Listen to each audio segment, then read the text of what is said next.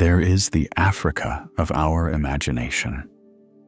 And then there is the Africa of reality. It is a continent often viewed in glimpses, a mosaic of powerful but incomplete images.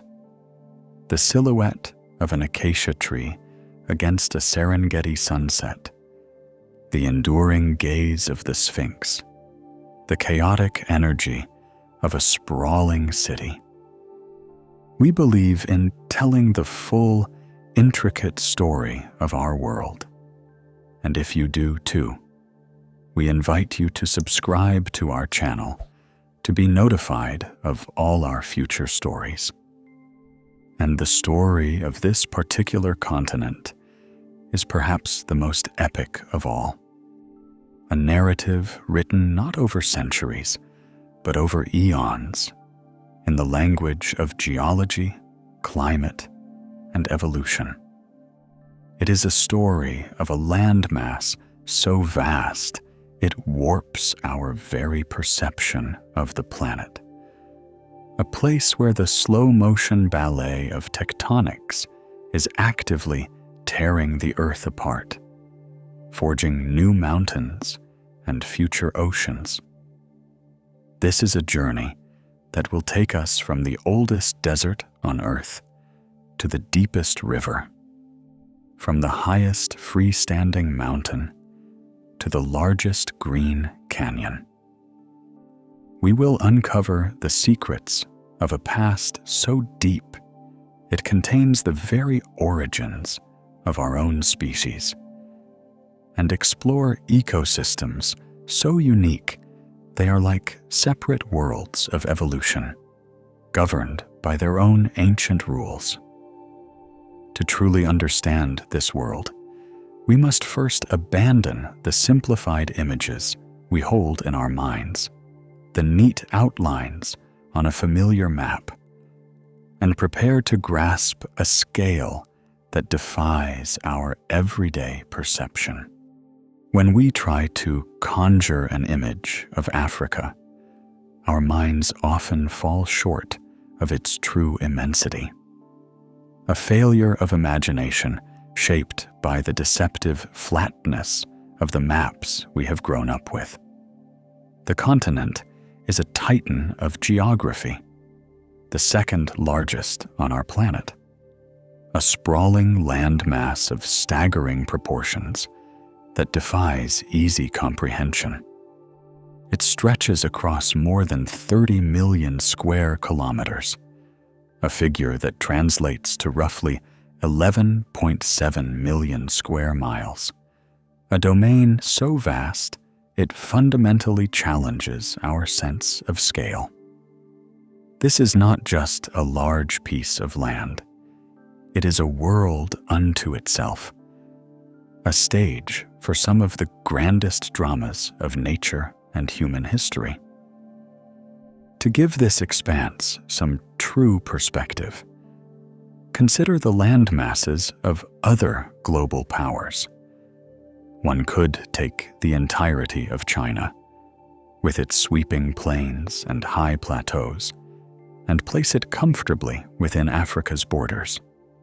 Then, one could add all of India, a subcontinent of vibrant diversity and immense population. Next, you could fit in the contiguous United States, from its Atlantic to its Pacific shores, a nation that itself feels impossibly vast. Even with these giants accounted for, there would still be ample room to spare, enough to accommodate most of Europe, a continent of ancient empires and modern nations, including Spain, France, Germany, Italy, and the United Kingdom. All these familiar territories, homes to billions of people and centers of global influence, could be swallowed by the African continent, and still, its colossal edges would not be filled. This sheer physical presence is mirrored by its equally profound human dimension. Africa is the second most populous continent on Earth, home to a burgeoning population of more than 1.5 billion people. This is not a static number, but a dynamic, youthful, and rapidly growing demographic that constitutes a significant and ever more influential portion of humanity's total. This immense human tapestry is woven into a complex and fascinating political map, a mosaic of 54 distinct, recognized countries, each possessing its own unique history, culture, and geographical identity. This patchwork of nations is a relatively recent phenomenon in the long scope of human history, with many of the straight, uncompromising borders we see today having been drawn during the late 19th and early 20th centuries. These lines on a map, often decided in distant European capitals, frequently cut across ancient ethnic homelands and traditional cultural landscapes, creating a geopolitical reality whose complexities continue to shape the continent's destiny. Within this collection of states, the extremes of size are as dramatic as the continent's own scale. The title of the largest nation by area belongs to the People's Democratic Republic of Algeria, a country that commands a vast territory of nearly 2.4 million square kilometers, or about 920,000 square miles. Much of Algeria is draped in the breathtaking, arid emptiness of the Sahara, a seemingly endless sea of sand and rock that defines its character and geography, making it a critical gateway between the Mediterranean world and the deep, sun-drenched African interior. In stark contrast to this North African giant lies the smallest sovereign state in Africa, the Republic of Seychelles. It is not a single, solid landmass, but a celestial scattering of 115 islands sprinkled like jewels across the sapphire expanse of the Indian Ocean. Its total land area is a mere 459 square kilometers, which is approximately 177 square miles. A collection of ancient granitic peaks and delicate coral atolls that stand as a testament to the continent's incredible environmental diversity. Yet, if we confine our search for the smallest nation to the mainland itself, that distinction goes to the Gambia, a sliver of a country with a geography as unique and peculiar as its name. It is a long, narrow strip of land that hugs the banks of the Gambia River, penetrating deep into the heart of its much larger neighbor, Senegal, which envelops it on 3 sides. This peculiar shape is a living relic of colonial history, a geographical curiosity forged by the rivalry between British and French imperial interests, each vying for control of the region's vital waterways. Just as land area varies to such extremes, so does the concentration of people. The demographic heart of the continent beats strongest in the Federal Republic of Nigeria, its most populous country by a significant margin. With a population exceeding 230 million people, Nigeria is a continental powerhouse of culture, commerce, and human energy. It is a nation whose bustling cities, like the sprawling, chaotic, and endlessly vibrant metropolis of Lagos, are explosive hubs of innovation and life, profoundly influencing not only the African continent, but the entire world. The continent's physical placement on the globe is as significant as its size, dictating the vast range of climates and ecosystems found within its borders. Africa is uniquely positioned, bisected by the equator, and also straddling the prime meridian, the line of 0 degrees longitude, which runs through Greenwich in London. This singular positioning makes it the only continent on Earth to have territory in all 4 of the planet's hemispheres: northern, southern, eastern, and western. Its great bulk, however, lies within the eastern hemisphere, a vast landmass securely anchored between the cold currents of the Atlantic Ocean to the west and the warm waters of the Indian Ocean to the east. And despite the common imagery that often reduces the continent to either dense, impenetrable jungles or vast, lifeless deserts, a different landscape dominates this world.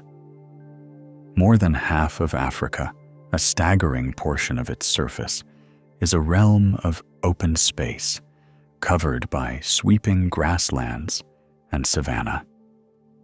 These vast, rolling plains are the iconic landscapes of the continent, dynamic ecosystems teeming with a diversity of life found nowhere else on Earth.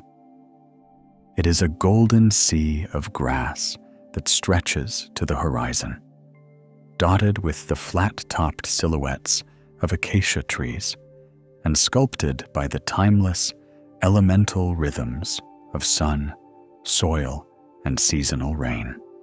And yet, these vast, life-giving savannas are themselves dwarfed by even more extreme landscapes, sculpted by rhythms of sun and wind so intense that they can seem to belong to another world entirely. To the north, the continent is crowned by the Sahara, a name that has become synonymous with desolation, but whose reality is far more complex and grand. This is not merely a desert.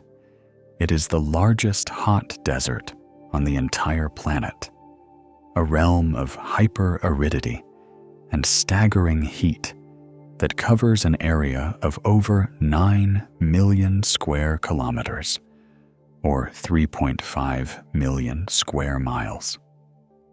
It is an ocean of sand, rock, and sun-baked earth so immense that it is comparable in size to the entire United States or the nation of Brazil. This single feature dictates the climate and geography of a huge portion of the continent, a formidable barrier, and a timeless landscape that has shaped human migration and culture for millennia. The Sahara's dominion is not confined to 1 or 2 nations.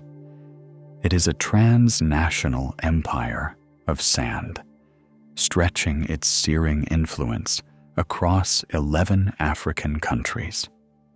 From the Atlantic coast of Mauritania and Western Sahara, it sweeps eastward through Mali, Niger, and Chad, consumes vast portions of Algeria and Libya, defines the southern frontier of Egypt, and bleeds into the northern territories of Sudan, a relentless presence on a continental scale.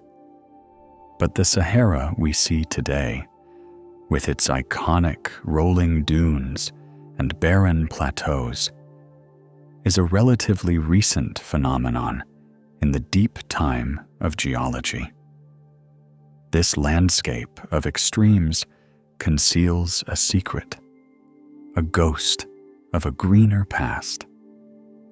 There was a time known to scientists as the African humid period, when the Sahara was a vibrant, fertile region. As recently as 6,000 years ago, this now parched land was a sweeping savanna of grasslands, dotted with lakes and interlaced with a network of rivers. This lost world was home to a rich diversity of life, including crocodiles, hippos, and giraffes, creatures that now seem utterly alien to this environment. The evidence of this verdant past is etched into the rock of the desert itself, in magnificent galleries of prehistoric art found in places like the Tassili Najjar Mountains of Algeria.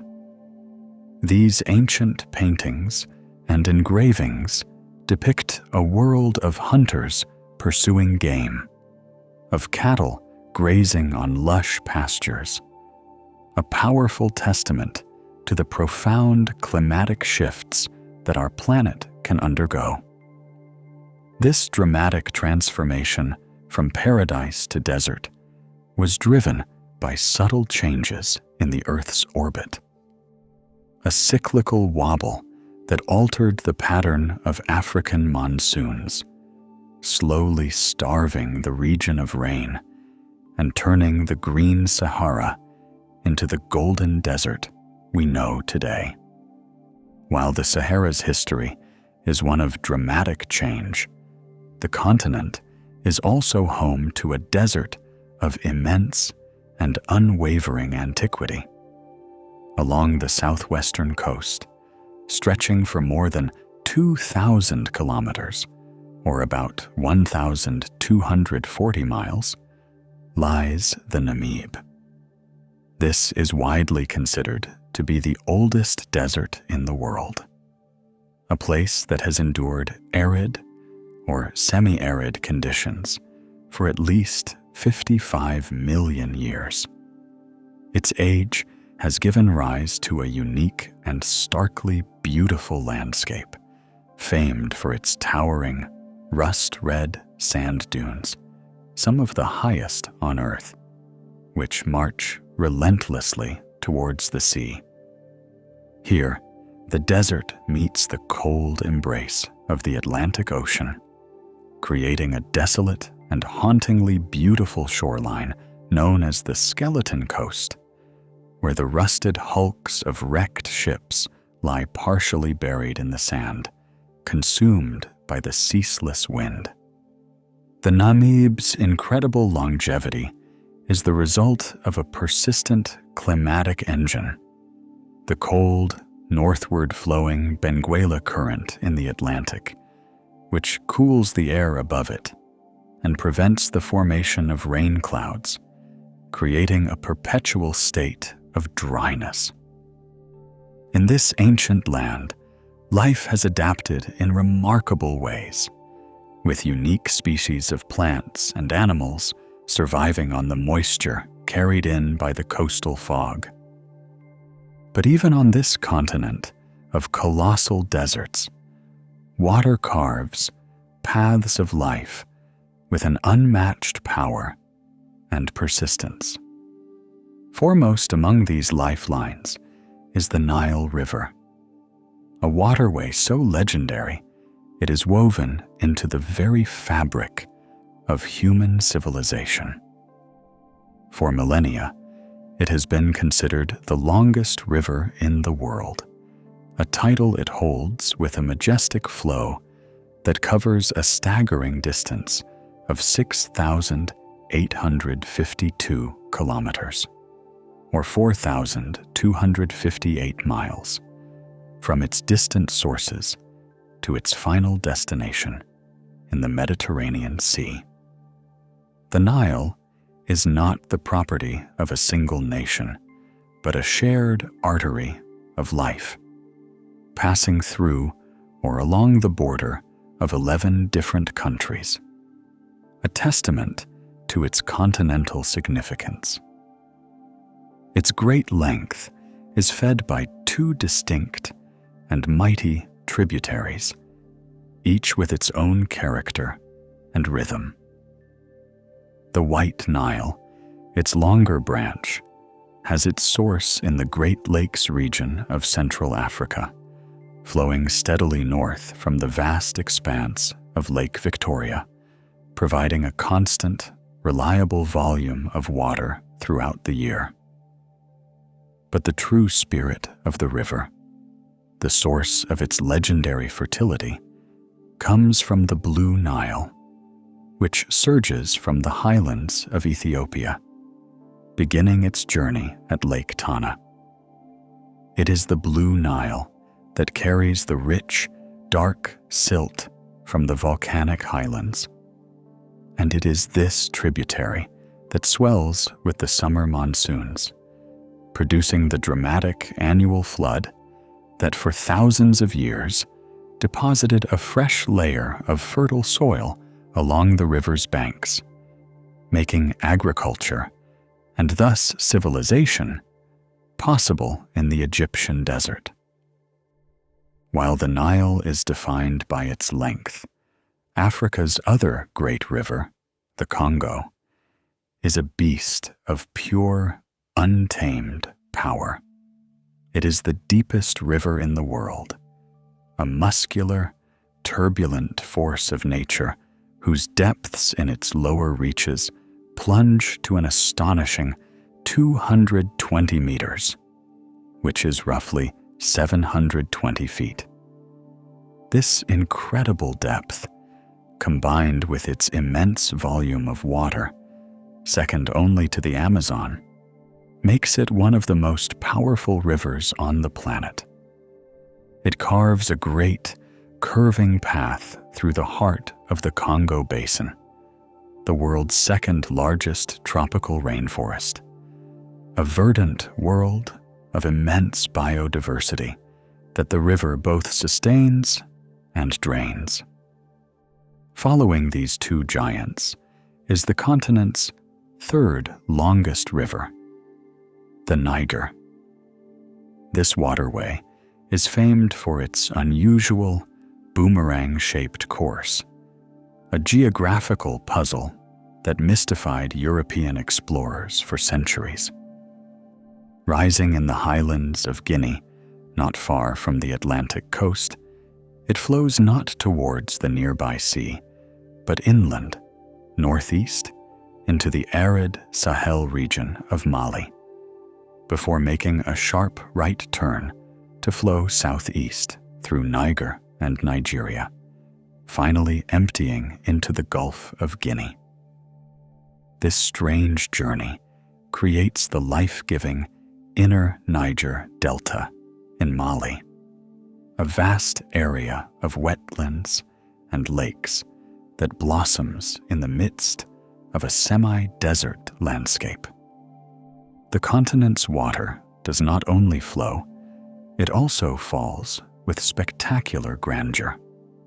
On the border of Zambia and Zimbabwe, the Zambezi River transforms into one of the world's most breathtaking sights, Victoria Falls. Known locally as Mosi Oatunya, the smoke that thunders, it is considered one of the largest waterfalls in the world, forming a roaring curtain of water 1.7 kilometers wide, or just over a mile, and plunging 108 meters, or 354 feet, into the gorge below. Yet for sheer height, the crown in Africa belongs to Tugela Falls in South Africa's Drakensberg Mountains. This is the highest waterfall on the continent, a delicate, ethereal ribbon of water that cascades down a sheer rock face in a series of 5 distinct leaps. A total drop of 948 meters, or 3,110 feet. A spectacle of vertical grace rather than horizontal power. The immense power of Africa's rivers is matched by the serene, reflective majesty of its great lakes, vast inland seas that hold a significant portion of the world's freshwater and harbor, unique, self-contained worlds of evolution. The greatest of these is Lake Victoria, a body of water so expansive that it feels more like an ocean than a lake. It is the largest lake in Africa by surface area and holds the title of the world's second largest freshwater lake, surpassed only by Lake Superior in North America. Its surface spreads across an astonishing 68,800 square kilometers, or 26,600 square miles, a shimmering expanse of blue that is larger than the entire country of Switzerland. This colossal lake is not the sole possession of one nation. Its life-giving waters are a shared resource, its sprawling shoreline divided between 3 East African countries. The southern half of the lake lies within Tanzania. The northwestern portion belongs to Uganda, and a smaller but significant section on the northeast is part of Kenya. Lake Victoria is not a deep Rift Valley lake like some of its neighbors. Rather, it is a relatively shallow basin with an average depth of around 40 meters, or 130 feet, and a maximum depth of about 80 meters, or 260 feet. Its significance extends beyond its size. It is the primary source of the White Nile, one of the 2 great arteries that feed the world's longest river. Its waters beginning a journey of thousands of kilometers to the Mediterranean. The lake is also a biological hotspot, once home to an incredible diversity of cichlid fish, with over 500 species that evolved within its waters. A spectacular example of rapid evolution.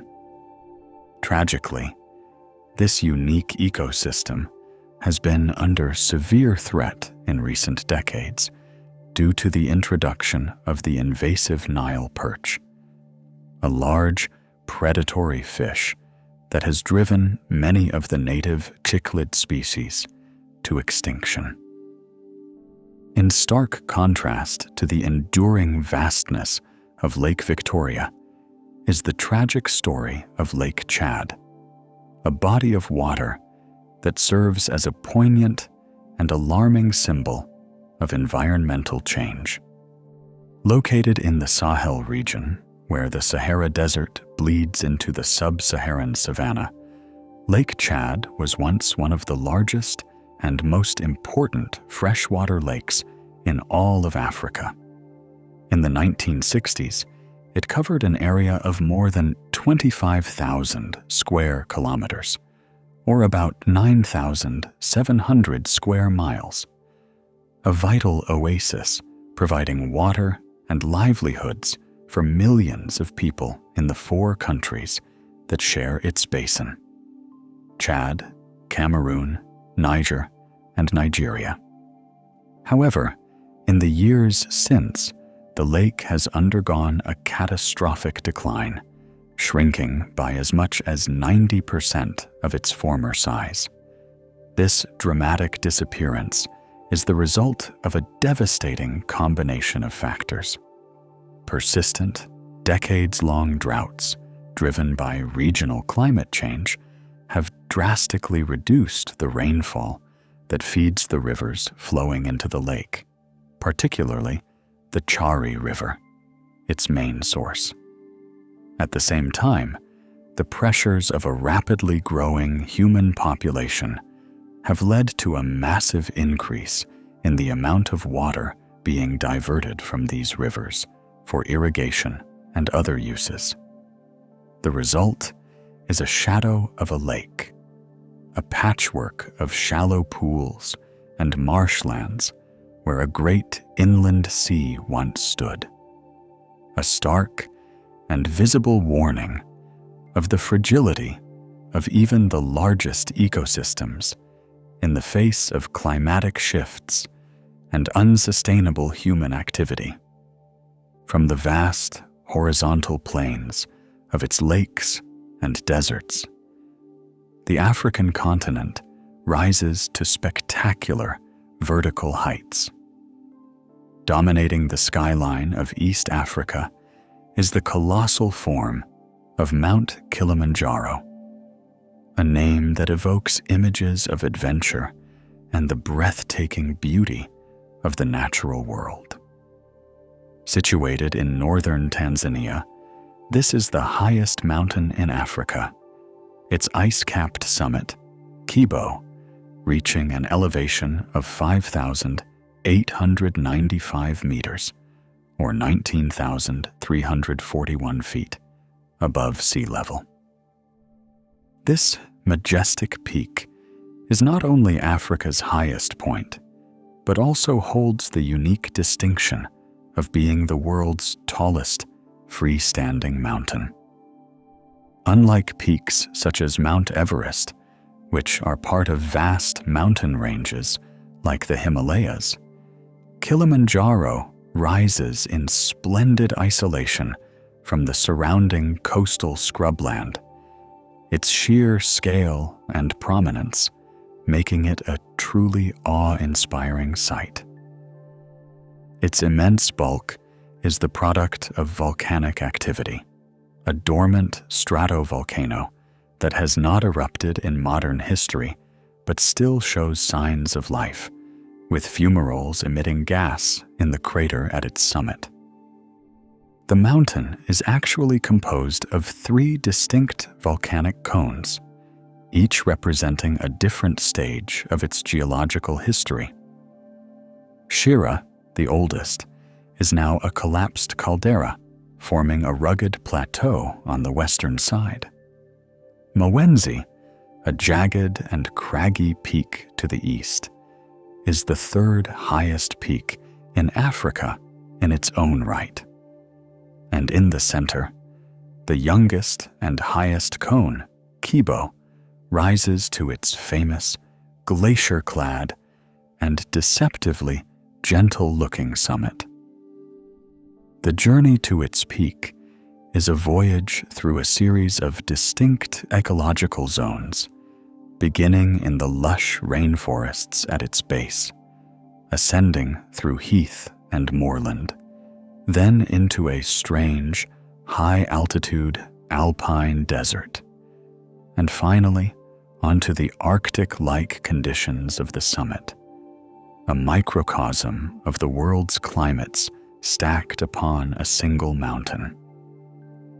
The forces that created Kilimanjaro are part of a much larger geological drama playing out across the eastern portion of the continent. This is the Great Rift Valley, one of the most significant and visually spectacular geological features on the surface of our planet. It is a massive fissure in the Earth's crust, a series of contiguous geographic trenches that stretch for an astonishing 7,000 kilometers, or 4,300 miles, all the way from Lebanon in Asia, down through the Red Sea, and deep into southeastern Africa, terminating in Mozambique. This vast system is a divergent plate boundary, a place where the African tectonic plate is in the slow but inexorable process of splitting into 2 new, smaller plates. The Somali plate to the east and the Nubian Plate to the west. Over millions of years, this tearing apart of the continent will eventually create a new ocean basin where East Africa now lies. The valley itself is a landscape of dramatic contrasts, featuring towering escarpments, deep valleys, and a chain of long, narrow, and incredibly deep lakes, known as the Rift Valley Lakes. This dynamic, tectonically active region is also the cradle of humanity, the place where many of the most important fossils of our early human ancestors, including the famous Lucy skeleton, have been discovered, suggesting that the very forces that shaped this landscape may have also played a role in our own evolution. Further west, in the heart of the Sahara in Mauritania, lies a geological feature so strange and vast that for many years its origin was a complete mystery. Known as the Richa structure, or more evocatively, as the Eye of the Sahara, it is a prominent and deeply eroded circular feature that dominates the otherwise featureless desert landscape. With a diameter of nearly 40 kilometers, or 25 miles, it is so large that its true shape was not fully appreciated until it was viewed by astronauts from space. From that vantage point, it appears as a gigantic, multi-ringed bullseye, a series of concentric rock ridges that look remarkably like an impact crater. For a long time, scientists believed it was indeed the scar left by a massive meteorite strike. However, closer study revealed a different and perhaps even more fascinating story. The Richat structure is not an impact crater, but a deeply eroded geological dome known as a domed anticline. The different rings are the exposed layers of sedimentary and igneous rock, which have been eroded at different rates over millions of years, creating the spectacular circular pattern. The great mystery of its perfect circularity remains, but its terrestrial origin is now well established, a natural sculpture on a planetary scale. From one geological wonder to another, Southern Africa boasts its own magnificent chasm. Fish River Canyon, located in southern Namibia, holds the title of the largest canyon in Africa. It is a colossal trench, up to 27 kilometers, or 17 miles, wide in places, and plunging to depths of more than 550 meters, or 1,800 feet. The canyon was carved over hundreds of millions of years by the relentless erosive power of the Fish River, cutting through ancient rock to create a landscape of breathtaking scale and rugged beauty. Not to be outdone, South Africa is home to a canyon of a very different character. The Blyde River Canyon, part of the Drakensberg Escarpment, is recognized as the largest green canyon in the world. Unlike the arid grandeur of Fish River Canyon, the Blyde River Canyon is a place of lush subtropical vegetation, its steep slopes cloaked in dense forest. It is a world of dramatic, verdant cliffs, cascading waterfalls, and spectacular rock formations, like the iconic 3 Rondavels, large, round rock towers that resemble traditional African huts, a testament to the continent's endless capacity to sculpt beauty from stone. While the Great Rift Valley dominates the geological narrative of East Africa, the continent's northern edge is defined by another formidable mountain system, a range that stands as a dramatic barrier between the Mediterranean Sea and the vast Sahara Desert. These are the Atlas Mountains, a rugged and extensive series of mountain ranges that stretch for approximately 2,500 kilometers, or 1,500 miles, across the North African countries of Morocco, Algeria, and Tunisia. This is not a single, monolithic chain of mountains, but a complex system composed of several distinct ranges, each with its own character. In Morocco, the High Atlas contains the range's loftiest peaks, including its highest point, Toubkal, which soars to an elevation of 4,167 meters, or 13,671 feet. These peaks are high enough to capture significant snowfall in the winter, their white caps providing a stunning contrast to the arid landscapes at their feet and feeding the rivers that make life possible in the surrounding lowlands. Further east, the ranges become lower and less continuous, forming the Tell Atlas, which runs along the Mediterranean coast, and the Saharan Atlas, which marks the northern boundary of the desert. The Atlas Mountains are geologically young, formed by the same tectonic collision between the African and Eurasian plates that created the Alps in Europe. This ongoing collision continues to shape the region, making it seismically active. Beyond their geological significance, these mountains have played a crucial role in the human and natural history of North Africa. They create a significant rain shadow effect, capturing moisture from the Atlantic and Mediterranean, which results in a much wetter climate on their northern slopes compared to the arid desert to the south. This has created a distinct ecological boundary, separating the Mediterranean ecosystems of the coast from the Saharan ecosystems of the interior.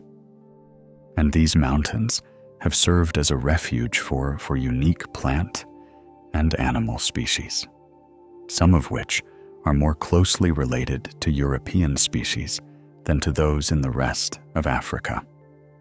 Volcanic activity, a force so central to the creation of Africa's great mountains and rift valleys, is not merely a feature of the distant past.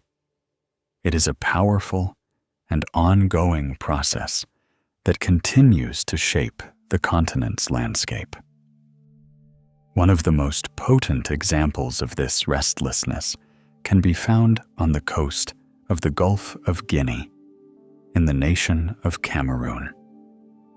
Here, rising dramatically from the coastal plain, is Mount Cameroon, an active volcano that is one of the most frequently erupting peaks in all of Africa.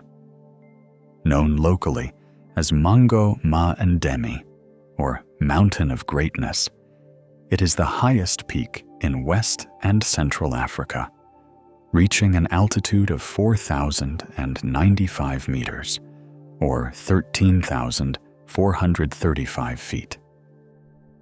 Unlike the dormant Kilimanjaro, Mount Cameroon has a well-documented history of eruptions, with the most recent significant event occurring in the year 2000. Its slopes are a fertile and dynamic environment, where fresh lava flows from recent eruptions can be seen cutting paths through the lush, tropical rainforest that covers its lower reaches. The mountain's constant activity is a direct result of its position on the Cameroon Line, a chain of volcanoes that extends from the Atlantic Ocean through the islands of São Tomé and Príncipe and deep into the African mainland.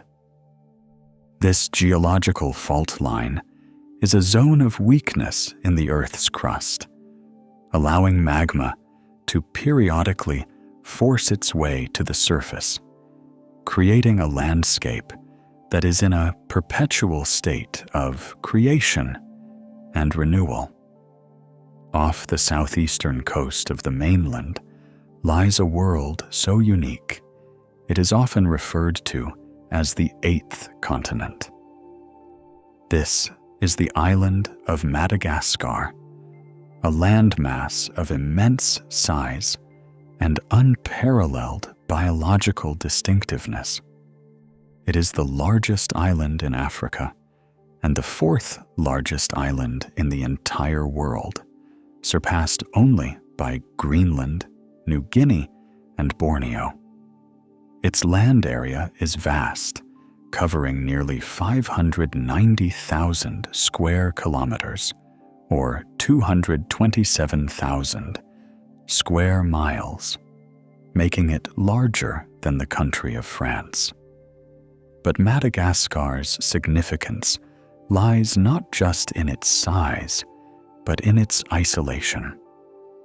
It broke away from the supercontinent of Gondwana millions of years ago, first splitting from the African mainland around 160 million years ago, and then from the Indian subcontinent some 88 million years ago.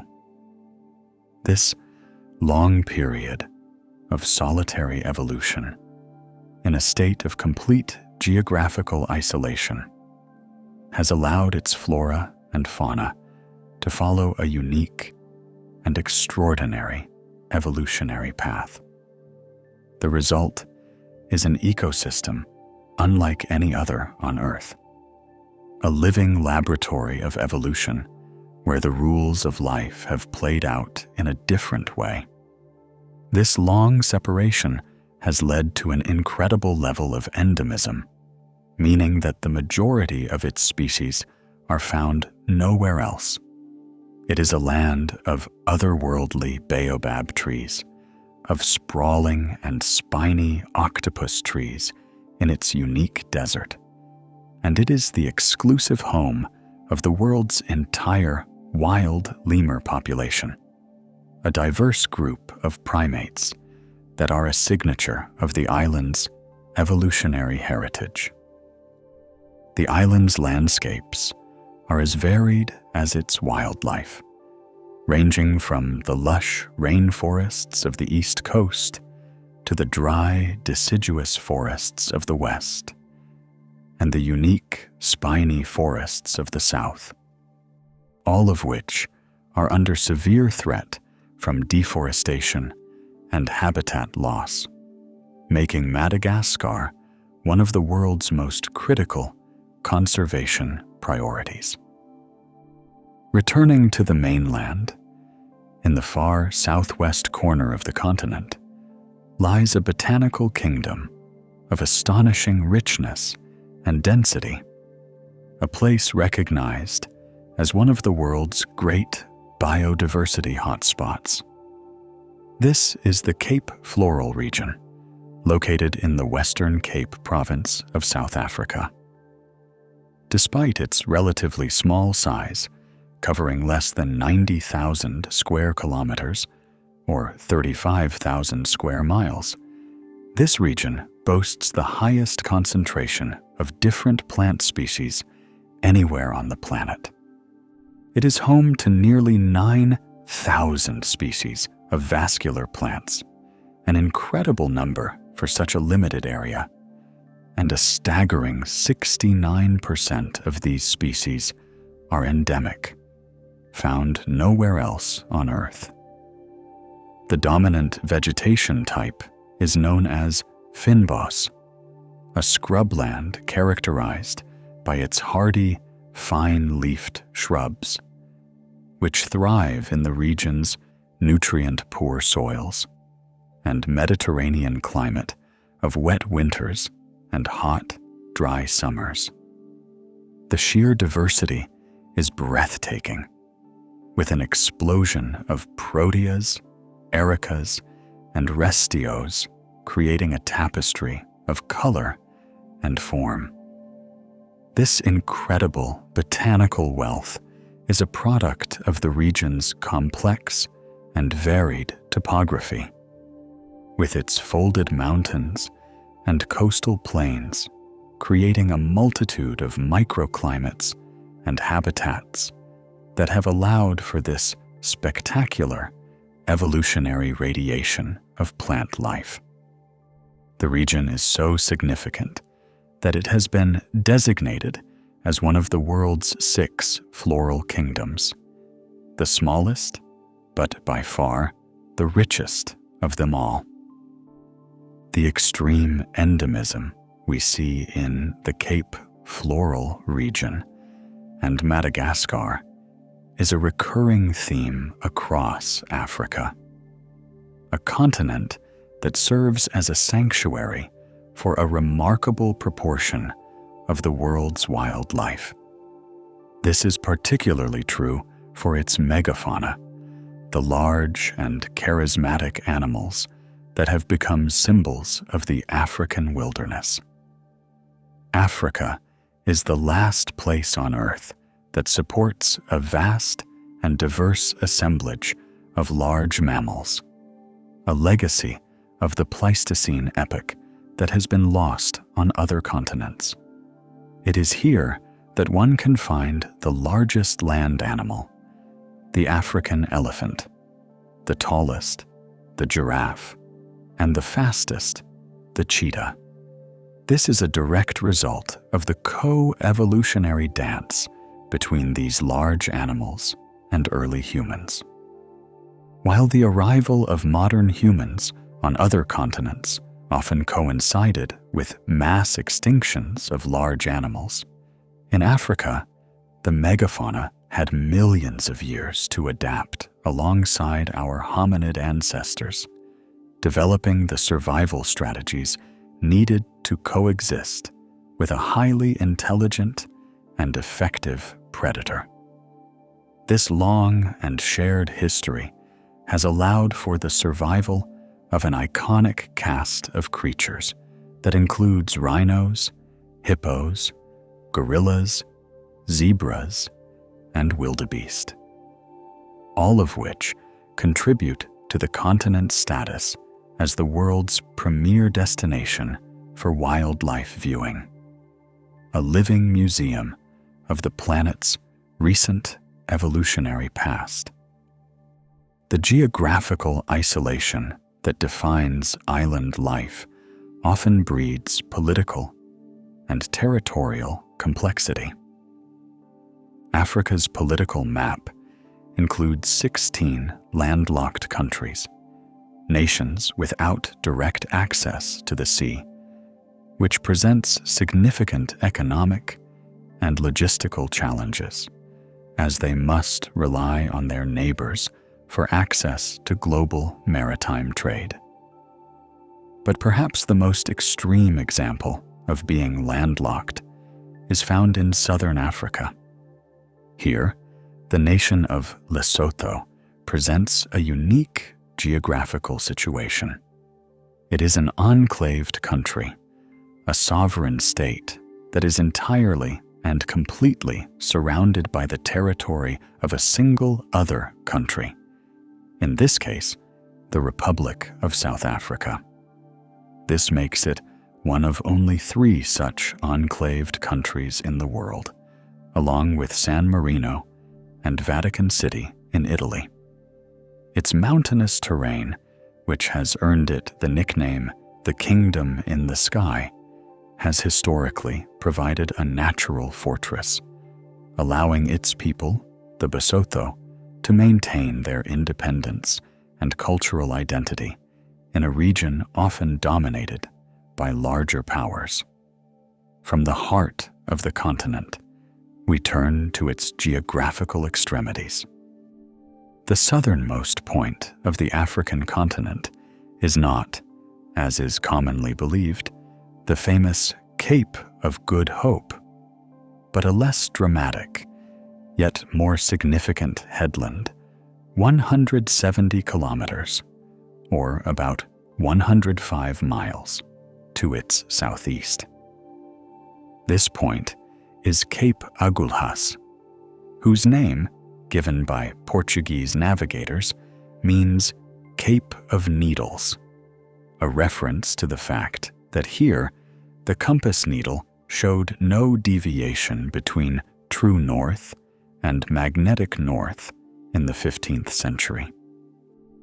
It is here, at Cape Agulhas, that the official dividing line between the cold Atlantic Ocean and the warm Indian Ocean is drawn, a meeting of two mighty oceanic worlds.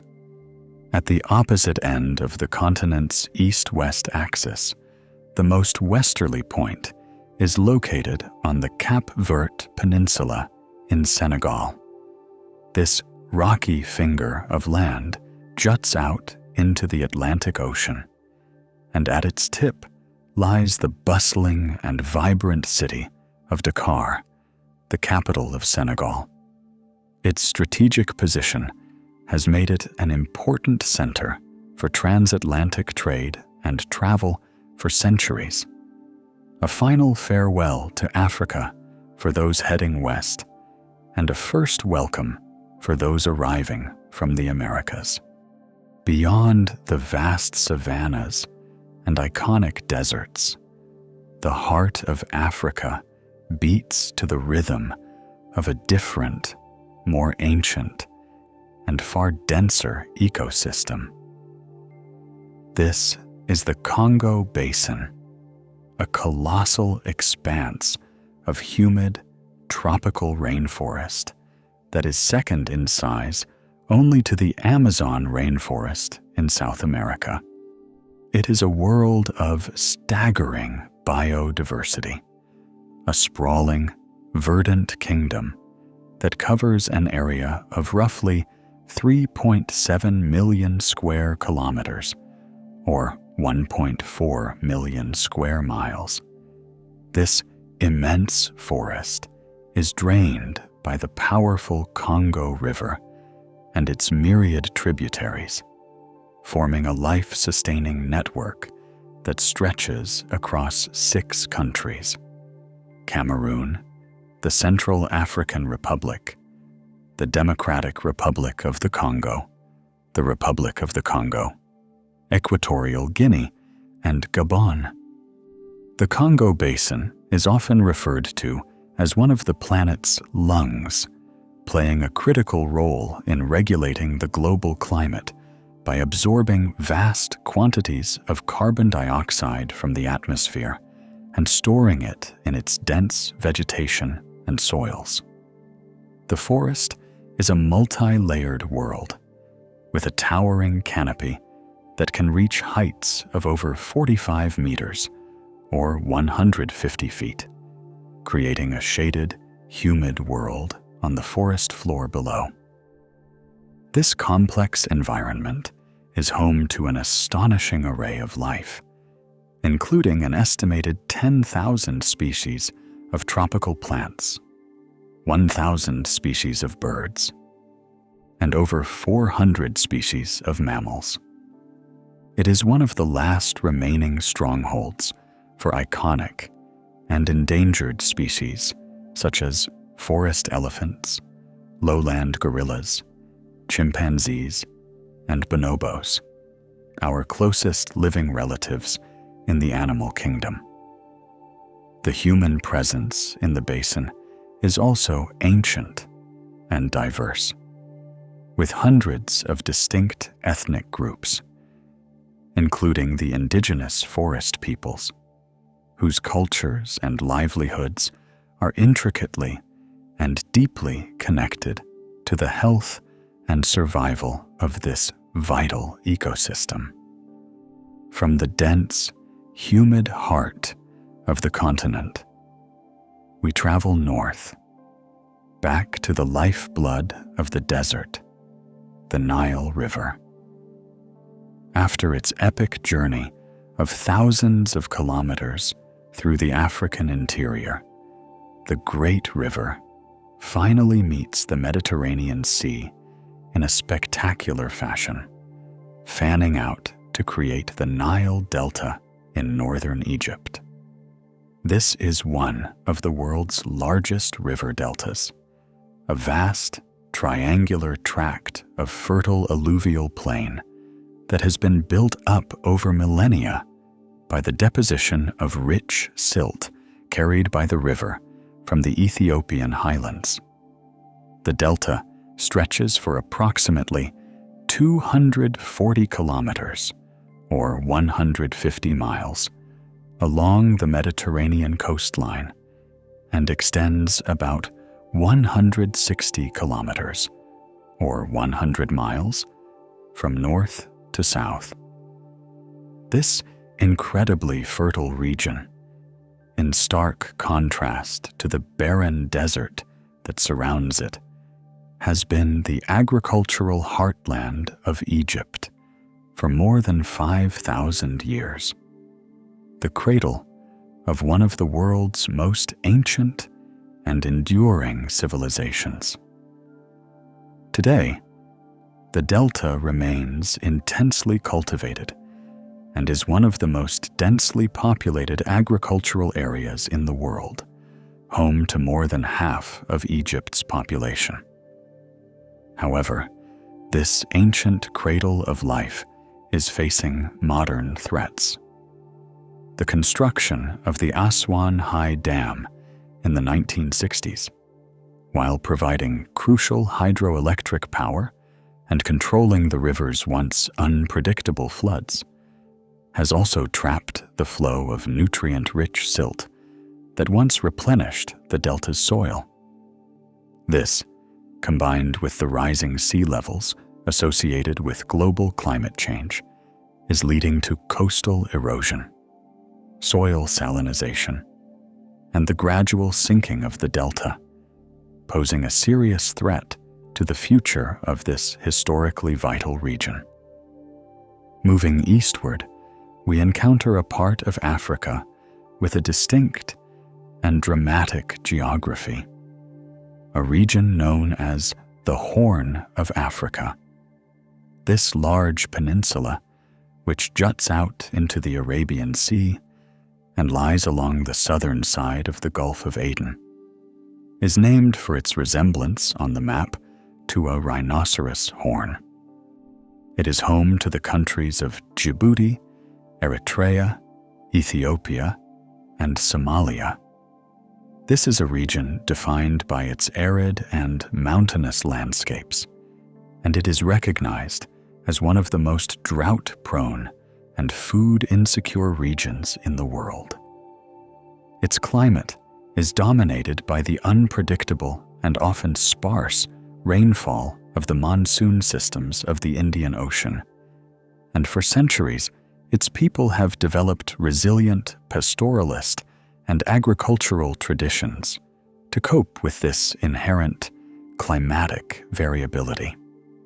However, in recent decades, the frequency and intensity of droughts have been increasing, a trend linked to rising ocean temperatures and global climate change.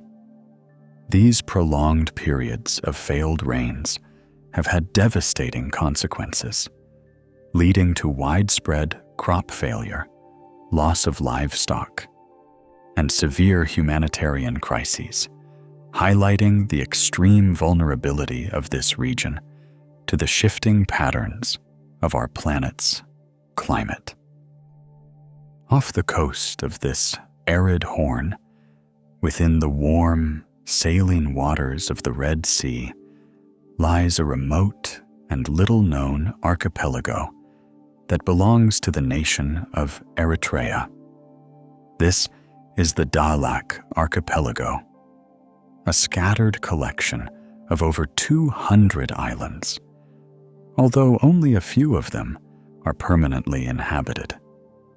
These islands are of coral origin, formed by the fossilized remains of ancient coral reefs that have been uplifted by the same tectonic forces that are slowly tearing the continent apart along the Great Rift Valley.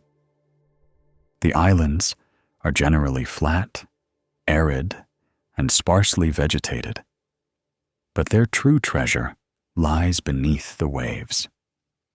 The surrounding waters are home to some of the most pristine and biodiverse coral reef ecosystems in the entire Red Sea. A vibrant underwater world teeming with fish, dolphins, and dugongs. For centuries, these islands were famous for their pearl fisheries, a trade that brought wealth and connected them to the wider Indian Ocean world. Today, their isolation and lack of development have preserved a unique and fragile marine environment, making them a potential site for future ecotourism and a critical area for marine conservation. Further south in the Indian Ocean, another, more volcanically active archipelago forms the nation of the Comoros. Situated in the Mozambique Channel between the African mainland and the island of Madagascar, the Comoros is an archipelago of 4 main islands: Grande Comore, Moheli, Anjouan, and the disputed island of Mayotte, which is administered by France. These islands are entirely volcanic in origin, the peaks of massive underwater volcanoes rising from the ocean floor. This volcanic nature is most dramatically evident on the largest island, Grande Comore, which is home to one of the world's most active volcanoes, Mount Carthala. This large shield volcano has erupted more than 20 times since the 19th century, with its frequent but generally gentle lava flows constantly reshaping the island's landscape. The soils enriched by this volcanic activity are highly fertile, supporting the cultivation of aromatic plants like ylang-ylang, vanilla, and cloves, which are the mainstays of the nation's economy. The volcanic legacy of Africa continues far to the west in the Atlantic Ocean, where the islands of Cape Verde lie some 570 kilometers, or 350 miles, off the coast of Senegal. This archipelago is also of volcanic origin, and its highest point is the Pico do Fogo, an active stratovolcano that rises to a majestic height of 2,829 meters, or 9,281 feet. Its name translates to Peak of Fire, a fitting description for a volcano that last erupted dramatically in 2014, sending flows of lava across the caldera floor and forcing the evacuation of nearby villages. This constant volcanic activity, both on land and in the sea, is a powerful reminder that the African continent is a place of immense geological dynamism, a land that is still being actively shaped by the fiery forces deep within the earth. Deep in the interior of southern Africa, in the nation of Botswana, lies a site of profound cultural and spiritual significance, the Tsodilo Hills. These hills are not mountains in the conventional sense, but rather dramatic quartzite rock formations that rise abruptly and unexpectedly from the flat, sandy expanse of the Kalahari Desert. There are 4 main hills, the largest of which rises to a height of 400 meters, or 1,300 feet, above the surrounding plain. The San people, who have inhabited this region for thousands of years, consider these hills to be a sacred place, the site where the first spirits were created, and where the spirits of the dead reside. But the global significance of the Tsodilo Hills lies in their incredible concentration of ancient rock art. The rock faces of these hills are adorned with one of the highest concentrations of rock paintings in the world, with over 4,500 individual paintings documented in an area of just 10 square kilometers, or about 4 square miles. This remarkable outdoor art gallery chronicles the human and environmental history of the region over an immense span of time, with some paintings believed to be as much as 24,000 years old.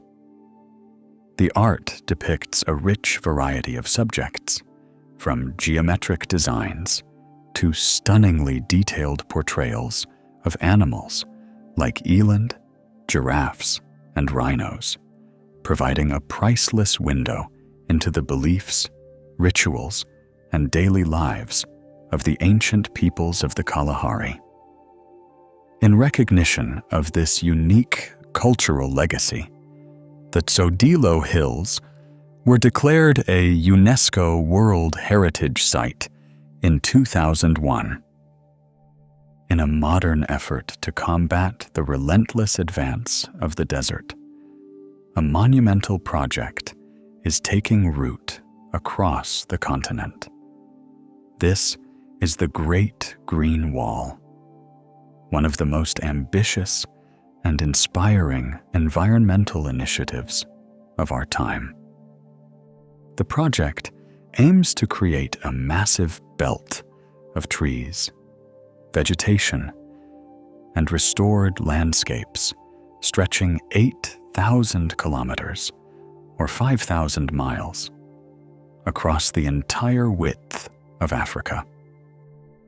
The wall will run along the southern edge of the Sahara Desert, through the semi-arid region known as the Sahel, from Dakar in Senegal on the Atlantic coast to Djibouti on the Red Sea.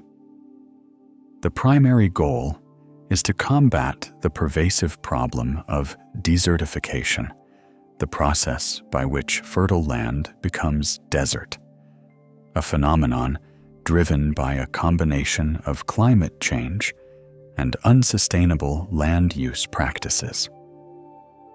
But the vision of the Great Green Wall extends far beyond just planting trees. It is a comprehensive rural development initiative aimed at transforming the lives of the millions of people who live in its path. By restoring degraded ecosystems, the project aims to improve food security, create green jobs, and build resilience to climate change, offering a message of hope and a practical solution to some of the most pressing challenges facing the continent today. On the Zambezi River, between the nations of Zambia and Zimbabwe, stands a testament to human engineering on a colossal scale, the Kariba Dam. Completed in 1959, it is one of the largest dams in the world by the volume of water it holds back, creating the vast Lake Kariba, the world's largest artificial lake by volume. This immense reservoir stretches for 220 kilometers, or 137 miles, in length, and up to 40 kilometers, or 25 miles, in width. The primary purpose of the dam is to generate hydroelectric power, which it supplies to both Zambia and Zimbabwe.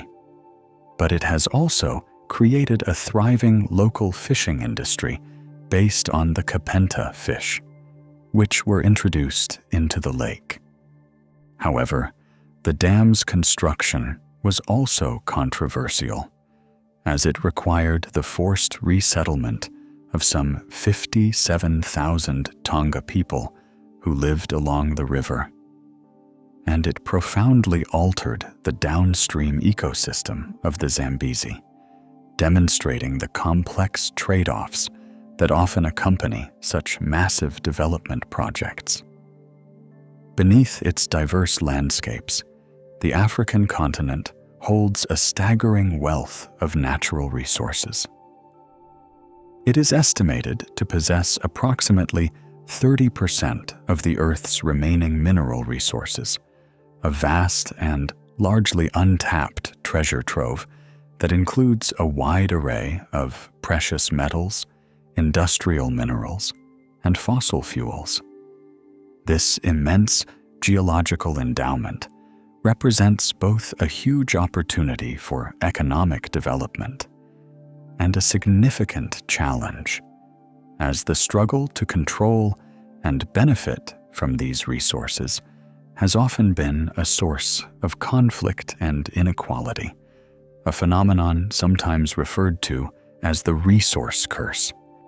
This incredible subterranean wealth is not evenly distributed, but is concentrated in spectacular deposits of specific minerals, making the continent a globally indispensable source for many of the raw materials that fuel the modern economy. Among the most prized of these is gold, a metal that has captivated human imagination for millennia and remains a cornerstone of the global financial system. The African continent holds an astonishing proportion of the world's known gold reserves, with estimates suggesting that it possesses over 40% of the global total. The history of gold mining in Africa is ancient, stretching back to the civilizations of ancient Egypt and Nubia. But the modern era of gold production was defined by the massive discoveries made in South Africa in the late 19th century. The Witwatersrand Basin, a geological formation located near the city of Johannesburg, proved to be the largest single gold deposit ever discovered on Earth. For over a century, the deep, labor-intensive mines of the Witwatersrand produced a significant portion of the world's gold, shaping the economic and social history of South Africa in profound and often brutal ways. While South Africa's production has declined in recent years, other countries, such as Ghana, Sudan, Mali, and Burkina Faso, have emerged as major gold producers, ensuring that Africa remains a dominant force in the global gold market. Beyond the timeless allure of gold, Africa holds a near monopoly on other minerals that are critical for the technologies of the 21st century. The continent is the source of over 60% of the world's cobalt, a metal that has become one of the most strategically important elements on the planet. Cobalt is an essential component in the lithium-ion rechargeable batteries that power everything from smartphones and laptops to, most critically, electric vehicles. As the world seeks to transition away from fossil fuels, the demand for cobalt has skyrocketed, placing a global spotlight on its primary source. The vast majority of this cobalt, approximately 70% of the world's entire supply, is mined in a single country, the Democratic Republic of the Congo. The DRC's copper belt in the southeastern part of the country, is incredibly rich in high-grade cobalt ore. However, the mining of this vital mineral is fraught with complex ethical and environmental challenges, including issues related to artisanal mining, child labor, and the immense social and environmental impact of large-scale extraction, creating a profound paradox where the mineral powering a green technological revolution is often sourced under deeply troubling conditions. The continent's mineral dominance continues with the platinum group metals, a family of rare and valuable elements that includes platinum, palladium, and rhodium. These metals are indispensable for their use as catalysts, particularly in the catalytic converters that reduce harmful emissions from vehicle exhausts. Africa, and specifically South Africa, holds the world's largest known reserves of these metals by a staggering margin, accounting for approximately 90% of the world's entire platinum supply. The Serengeti Reef and other layers of the Bushveld Igneous Complex, a massive geological feature in the northern part of South Africa, contain this unparalleled concentration of platinum group metals, making the region's mining industry the undisputed global leader in their production. The continent's natural wealth is not confined to what lies beneath the soil. Its agricultural bounty is equally significant and has shaped global tastes and economies for centuries. On the tropical coast of West Africa, the nation of Côte d'Ivoire, also known as the Ivory Coast, holds the distinction of being the world's largest single producer of cocoa beans, the essential raw ingredient for chocolate. The country's hot, humid climate and fertile soils provide the perfect growing conditions for the cacao tree, and its cocoa sector is the backbone of its national economy, involving millions of smallholder farmers. Côte d'Ivoire alone produces over 2 million metric tons of cocoa beans annually, which represents around 40% of the world's total supply. This dominance means that the livelihoods of its farmers and the fluctuations of the global chocolate market are inextricably linked, creating a volatile and often challenging economic environment for the very people who produce one of the world's favorite luxury goods.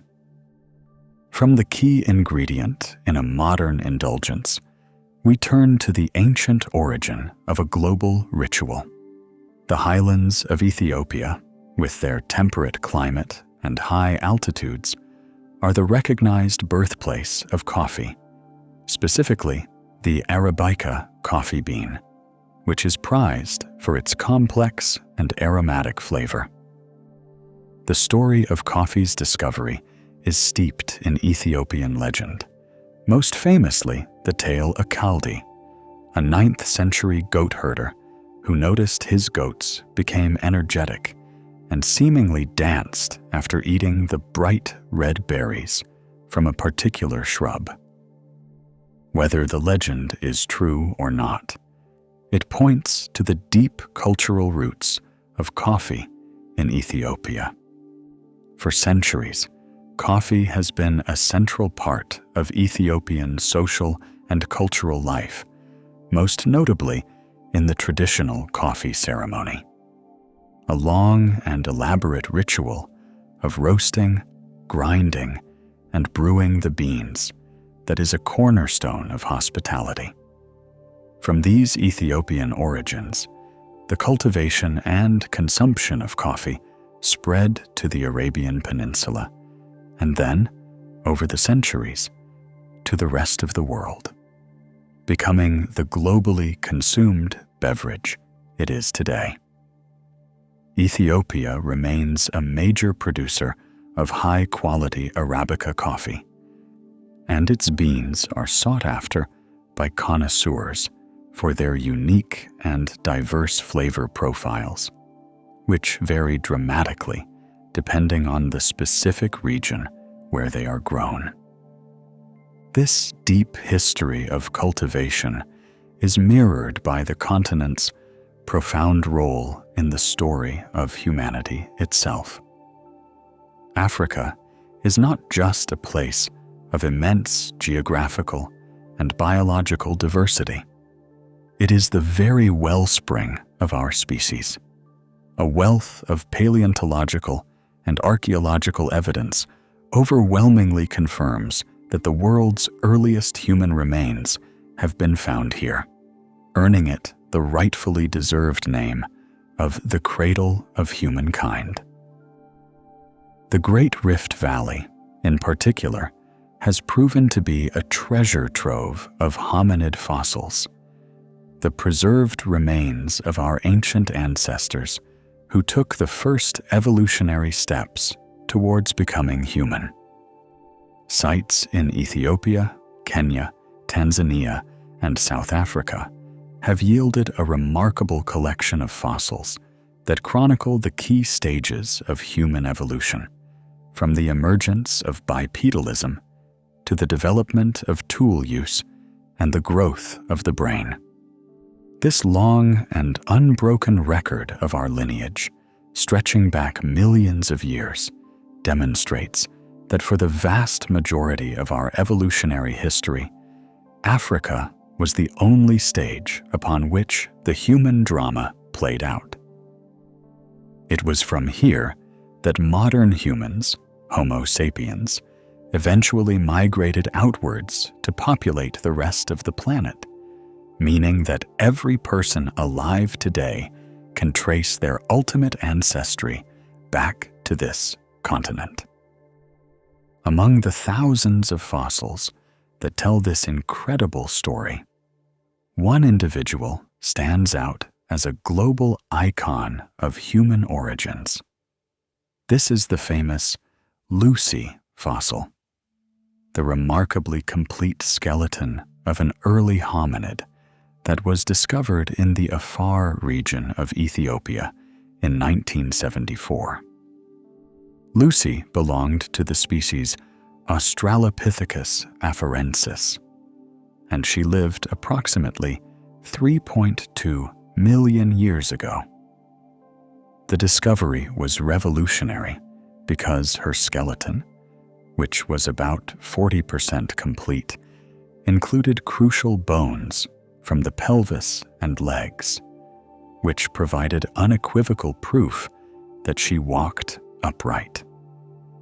This bipedal locomotion was a pivotal moment in human evolution, as it freed the hands for carrying and eventually for making and using tools.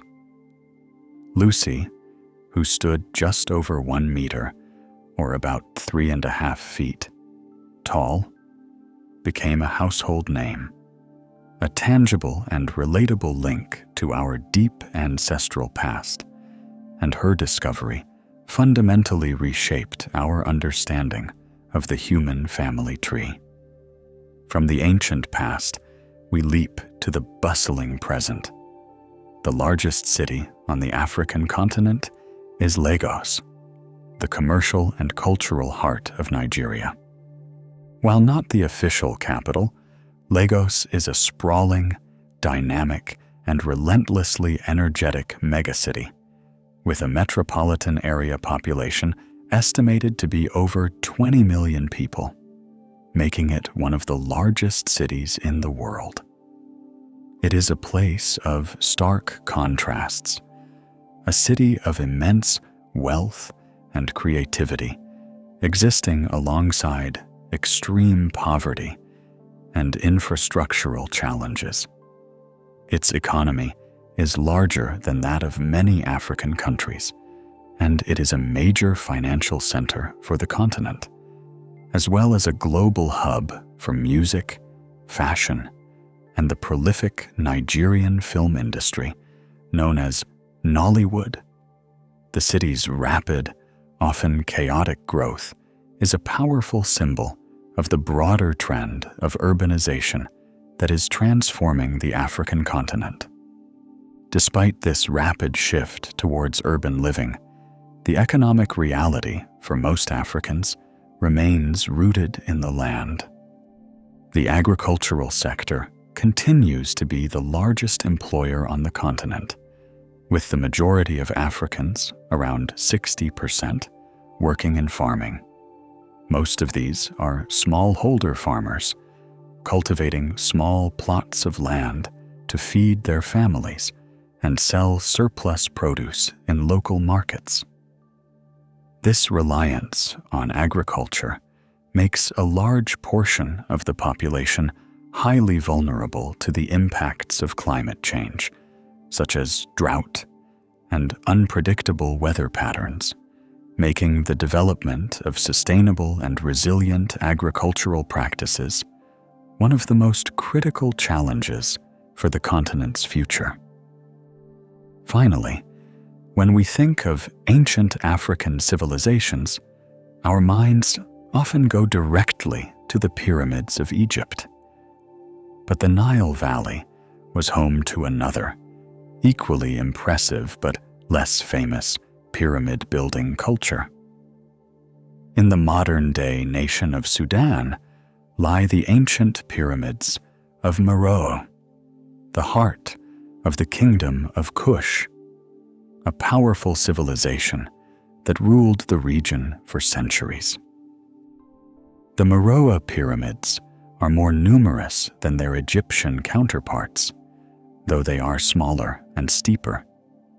They served as tombs for the Kushite kings and queens, and are a striking testament to a rich and powerful African civilization that flourished independently of, and sometimes in rivalry with, its more famous neighbor to the north. The legacy of Africa's ancient civilizations extends far beyond the grand monuments of the Nile Valley. Along the Mediterranean coast, in modern-day Tunisia, lie the ruins of a city that once stood as a formidable rival to Rome itself. This was the ancient city of Carthage, a powerful maritime empire founded by the Phoenicians in the 9th century before the Common Era. Strategically located on a peninsula with two magnificent harbors, Carthage grew from a modest trading post into the dominant commercial and naval power in the Western Mediterranean.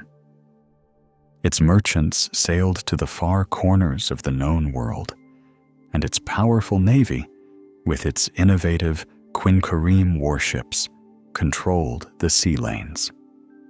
For centuries, Carthage and the burgeoning Roman Republic were locked in a titanic struggle for supremacy, a series of 3 epic conflicts known as the Punic Wars.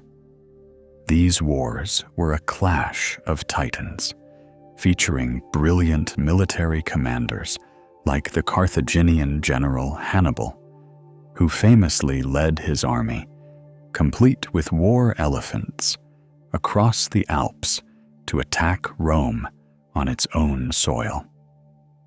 Ultimately, however, Carthage was defeated.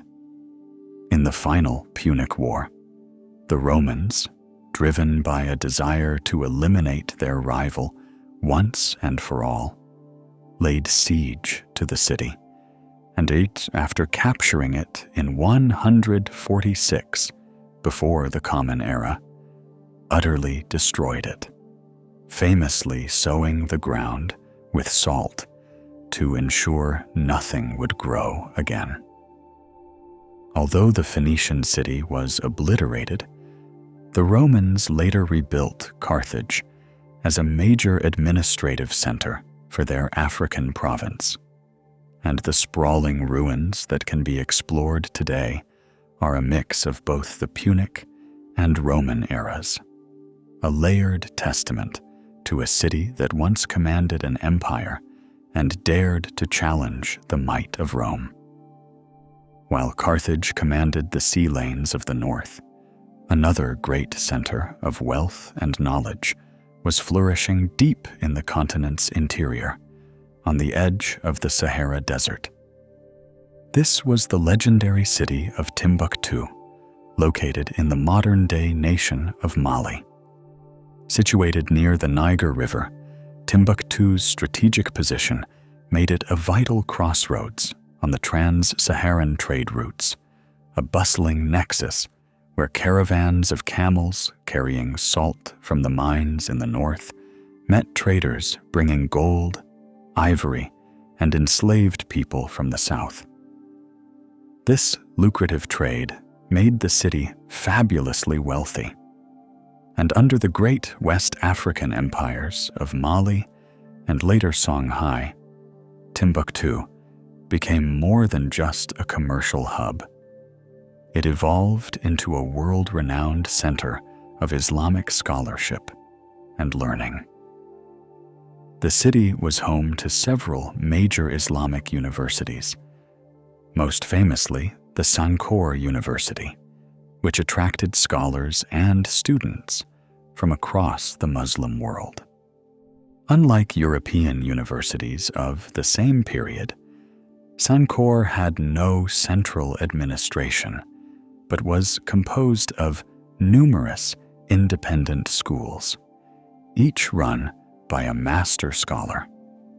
They produced a vast body of literature on subjects ranging from law, theology, and philosophy to astronomy, mathematics, and medicine. At its peak in the 16th century, the city was home to an estimated 100,000 people, a quarter of whom were scholars, and it housed hundreds of thousands of manuscripts in its libraries. These Timbuktu manuscripts, many of which survive to this day, are a priceless repository of African intellectual history, a powerful refutation of the long-held myth that pre-colonial Africa was a continent without written traditions.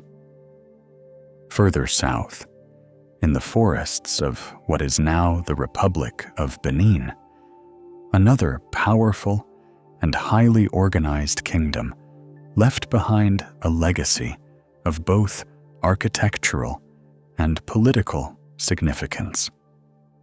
These are the royal palaces of Abomey, a group of earthen palaces that were the residence and seat of power for the formidable kings of the Dahomey Kingdom. For nearly 300 years, from the mid-17th century until the late 19th century, the Dahomey Kingdom was a major regional power, its wealth built on trade, and its military might feared throughout the region. The kingdom was renowned for its highly centralized administration, its complex rituals and traditions, and its most famous military unit, the Dahomey Amazons, an all-female regiment of frontline soldiers who were known for their ferocity and skill in battle. Each of the 12 successive kings of Dahomey built his own palace within the same walled compound in Abomey, and these structures, made of earth and wood, were richly decorated with intricate bas-reliefs. These colorful reliefs were not merely decorative. They served as a historical record, a symbolic language that chronicled the kingdom's history, the accomplishments of its kings, and the core beliefs of its people. They depict battle scenes, royal emblems, and mythological stories, providing a unique and vivid insight into the political and cultural life of this powerful, pre-colonial African state. The artistic impulse to record history and belief on rock surfaces is a tradition that stretches back to the continent's most ancient past. In the self-declared Republic of Somaliland, a breakaway region of Somalia, lies a site that features some of the oldest and most remarkably well-preserved rock art in all of Africa. This is Lias Gil, a complex of granite rock shelters whose inner walls are covered in stunning Neolithic paintings. The name means the camel's waterhole in Somali, a reference to a nearby source of water. The paintings, which are estimated to be between 5,000 and 10,000 years old, are renowned for their vibrant colors: reds, oranges, yellows, and whites, and their stylized, elegant depictions of cattle. These are not simple outlines, but sophisticated representations, showing cattle with long, gracefully curved, lyre-shaped horns, ceremonial robes, and distinct udder markings, suggesting that the animals were domesticated and held a position of great cultural and possibly religious importance for the pastoralist people who created the art. The human figures depicted are often shown with their arms raised, seemingly in a posture of worship. The incredible state of preservation at Lias Gil is due to the dry climate and the protective overhang of the granite shelters, which have shielded the paintings from the elements for millennia. Discovered by a French archaeological team only in 2002, Las Gil offers a breathtaking glimpse into the deep history of the Horn of Africa and the ancient pastoralist cultures that thrived there. This legacy of intellectual and cultural achievement is not confined to the ancient past. It is a living tradition that continues to this day. In the city of Fez, Morocco, stands an institution that holds a unique place in the history of global education. This is the University of Al-Qarawiyyin, which, according to UNESCO and the Guinness World Records, is the oldest existing, continually operating, and degree-granting university in the world. It was founded in the year 859 by a remarkable woman named Fatima al-Fihri, who used her inheritance to establish a mosque and an associated school, or madrasa, for her community. Over the centuries, it grew into one of the leading spiritual and educational centers of the historic Muslim world, attracting scholars and students from far and wide. It offered a broad curriculum that included not only Islamic studies and law, but also grammar, rhetoric, logic, medicine, mathematics, and astronomy. The university played a crucial role in the cultural and intellectual exchange between the Islamic world and Europe.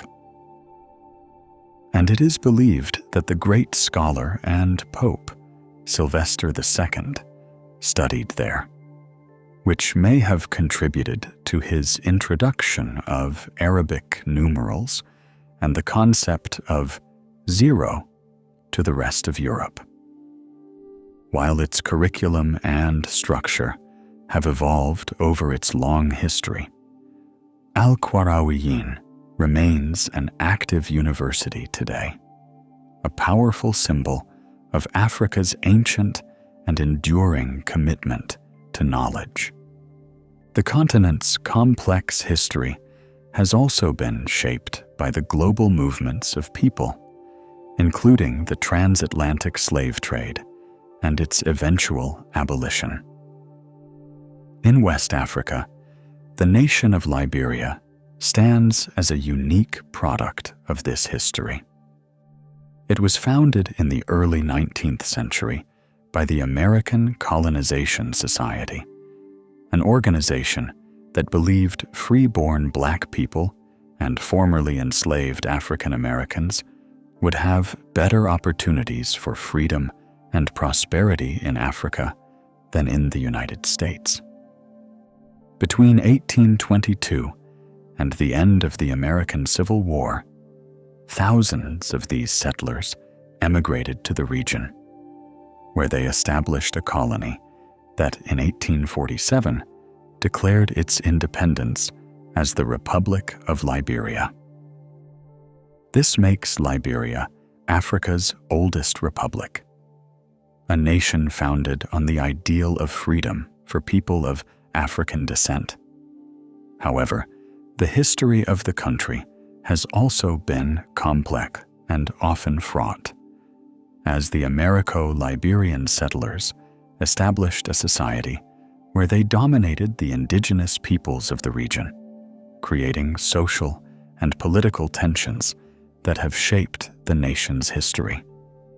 The first sub-Saharan African country to break free from colonial rule was not Liberia, but Ghana.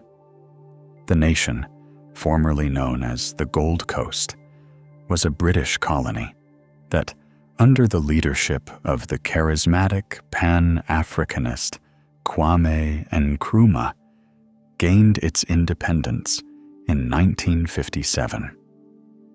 This was a watershed moment in the continent's history.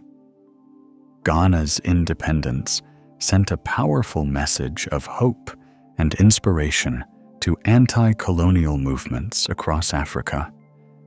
And in the years that followed, a wave of independence swept the continent, as dozens of other nations successfully shed the yoke of European rule. Ethiopia holds a unique and fiercely proud position in African history as the only country on the continent that was never formally colonized by a European power. While it was briefly occupied by Italy under Mussolini from 1936 to 1941, this was a military occupation, and Ethiopia's sovereignty was never officially ceded. Its long history of independence is a source of immense national pride and has its roots in the decisive Battle of Adwa in 1896, where the Ethiopian army, under Emperor Menelik II, inflicted a stunning and humiliating defeat on the invading Italian forces. This victory resonated across Africa and the African diaspora, serving as a powerful symbol of resistance and a testament to the ability of an African nation to defend its sovereignty against European imperial ambitions.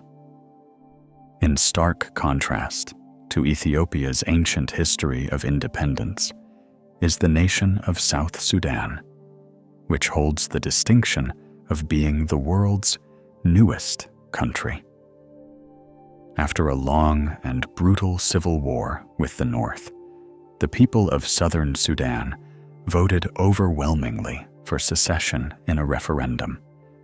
And on July 9, 2011, the Republic of South Sudan formally declared its independence from Sudan, becoming the 193rd member of the United Nations. In a remarkable demonstration of environmental leadership, the East African nation of Rwanda has implemented one of the world's most stringent and effective nationwide bans on plastic bags. Introduced in 2008, the law makes it illegal to produce, import, use, or sell plastic bags.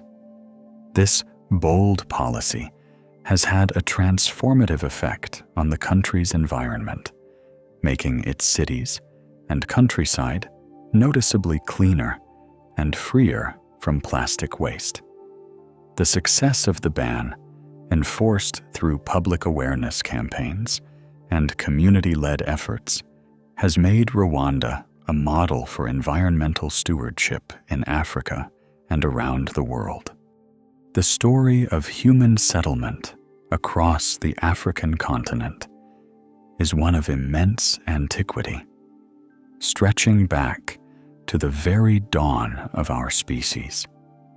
Yet, its largest island, the continental fragment of Madagascar, remained an enigmatic and uninhabited land for the vast majority of human history.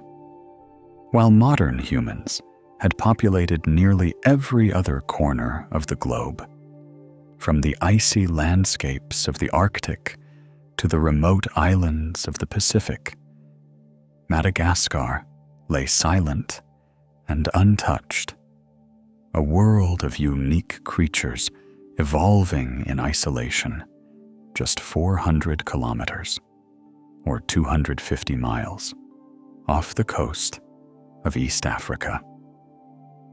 The first humans to set foot on this incredible island did not arrive until a surprisingly recent period, approximately 1,500 years ago.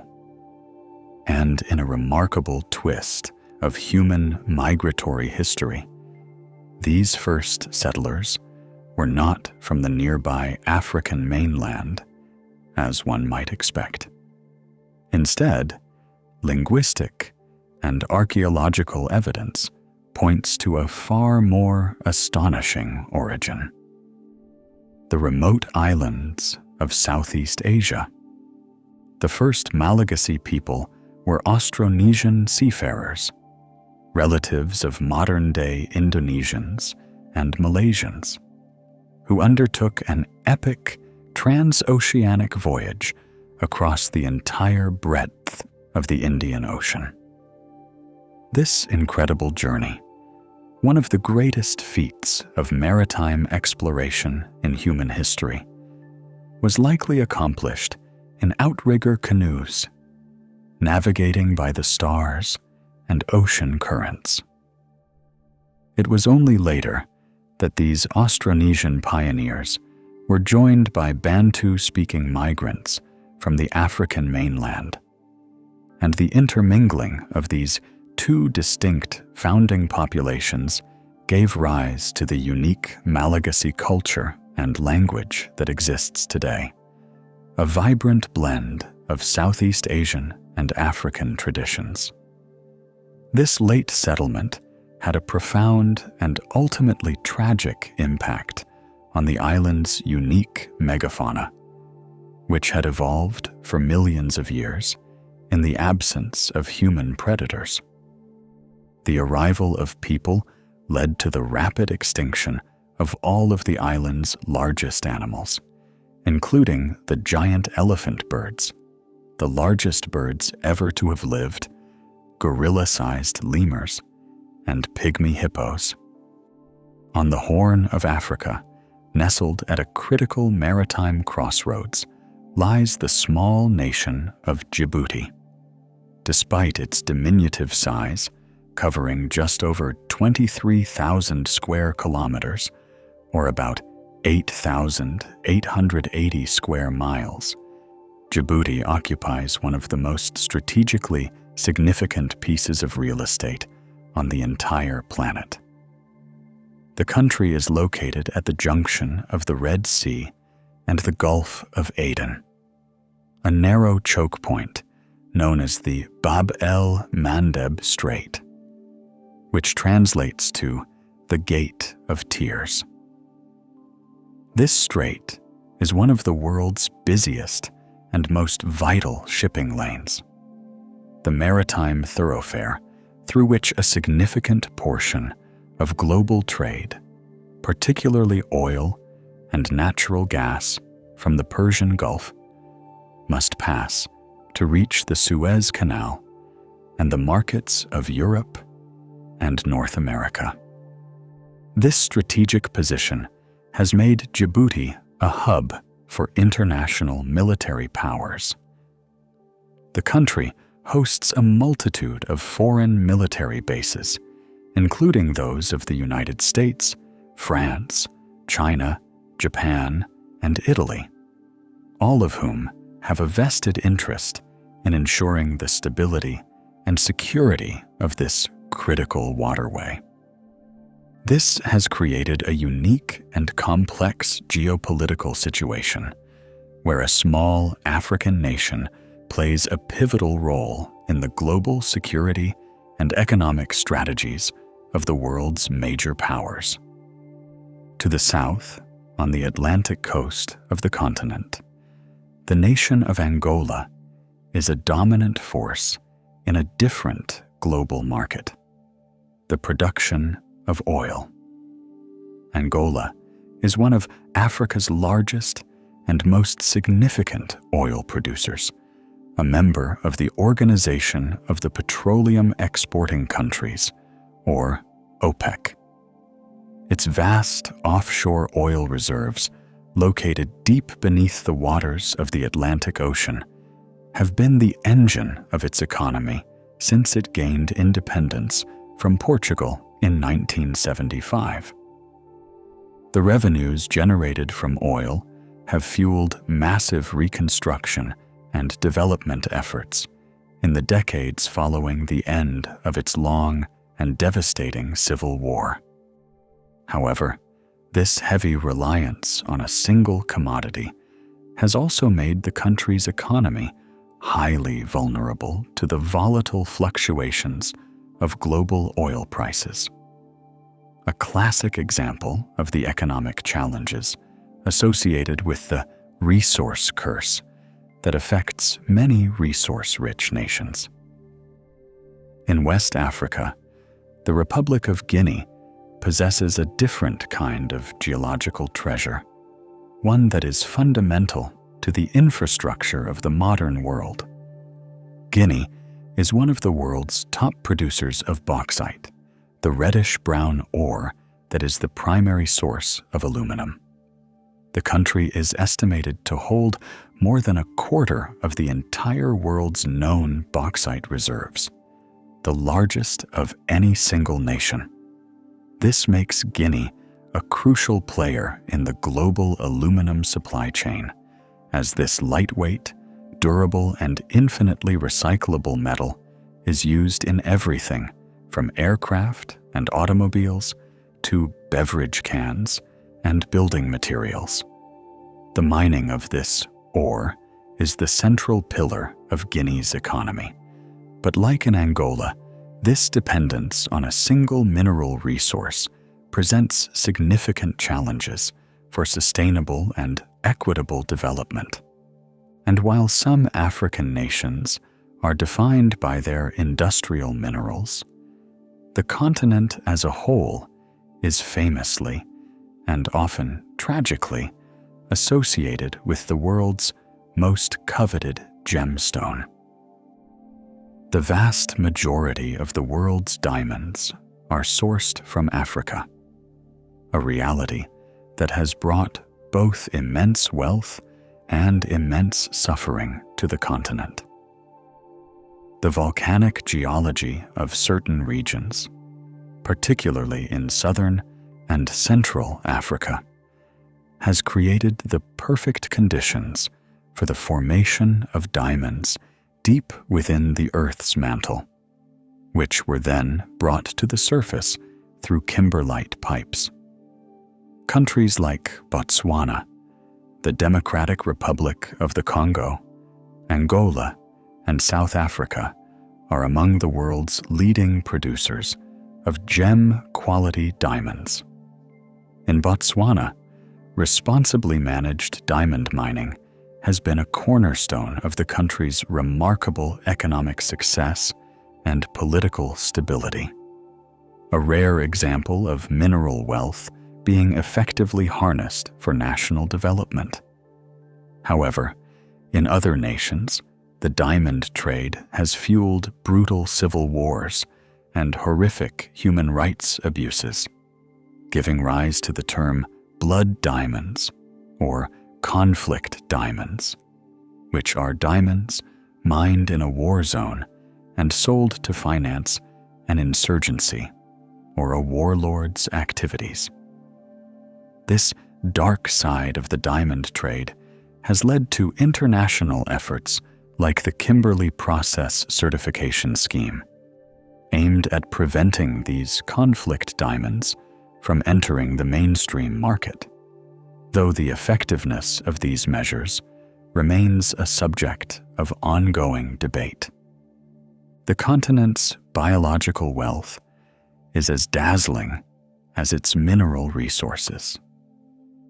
Africa is a global epicenter of avian diversity, with its vast and varied habitats providing a home for over 2,500 species of birds, which represents more than a quarter of the world's total bird species.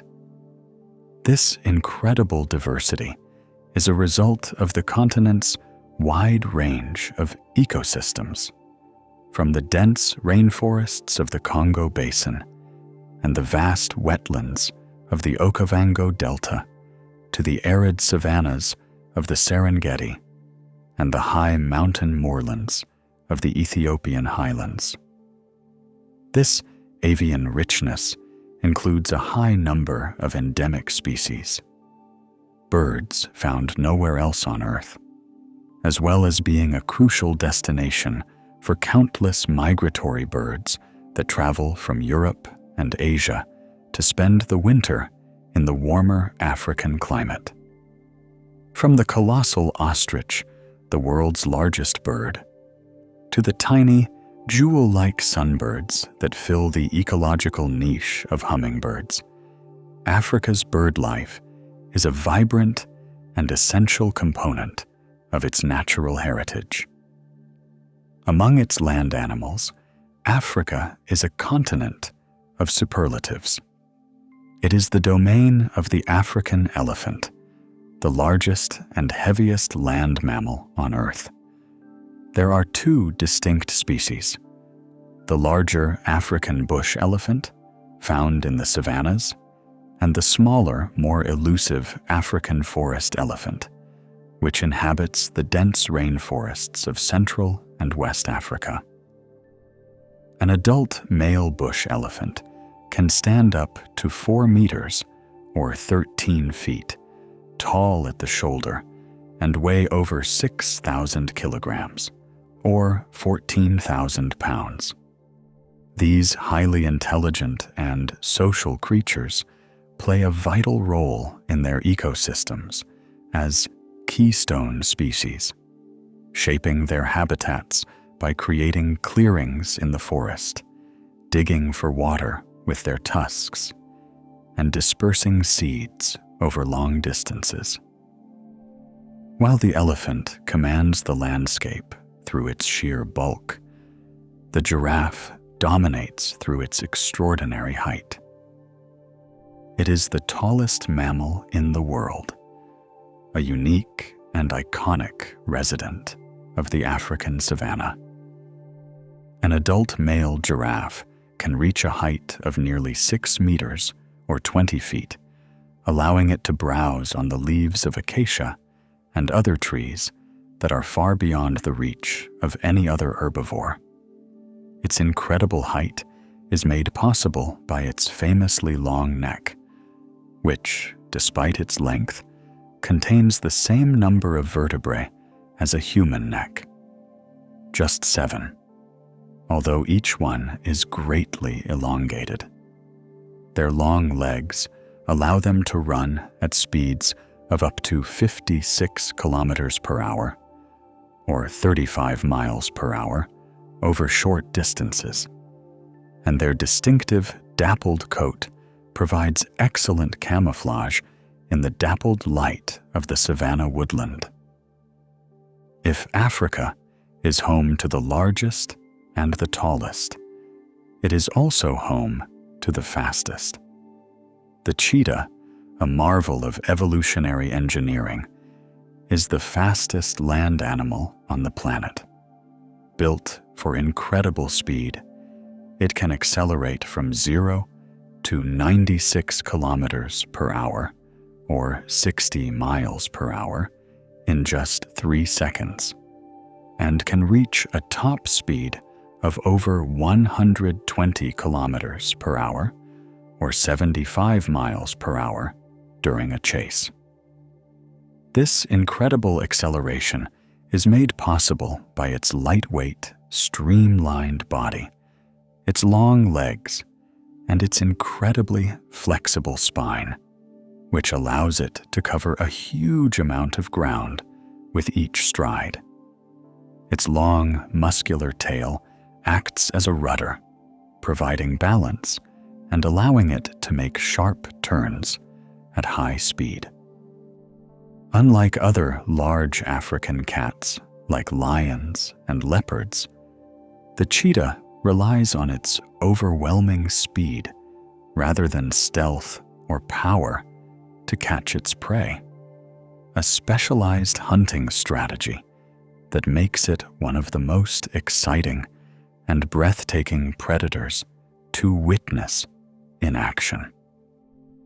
Finally, the continent's unique evolutionary history has made it the exclusive home of several iconic groups of animals that are not found in the wild on any other continent. Gorillas, our powerful and gentle primate cousins, inhabit the forests of Central Africa. Zebras, with their unmistakable black and white striped coats, are a quintessential part of the African landscape. And the great herds of wildebeest that undertake epic migrations across the Serengeti plains are a phenomenon unique to this continent, a powerful reminder of the untamed primordial wilderness that Africa still holds. This unique and spectacular cast of African wildlife is nowhere more evident than in the vast rolling plains of the Serengeti, an ecosystem that straddles the border between Tanzania and Kenya and stands as a global icon of the untamed natural world. The name itself, derived from the Maasai language, means endless plains, a fitting description for this immense landscape of sweeping grasslands and scattered acacia woodlands. It is here, in the Serengeti, that the planet's most awe-inspiring wildlife spectacle takes place, the Great Wildebeest Migration. This is not merely a movement of a few animals, but a colossal, cyclical journey of truly biblical proportions.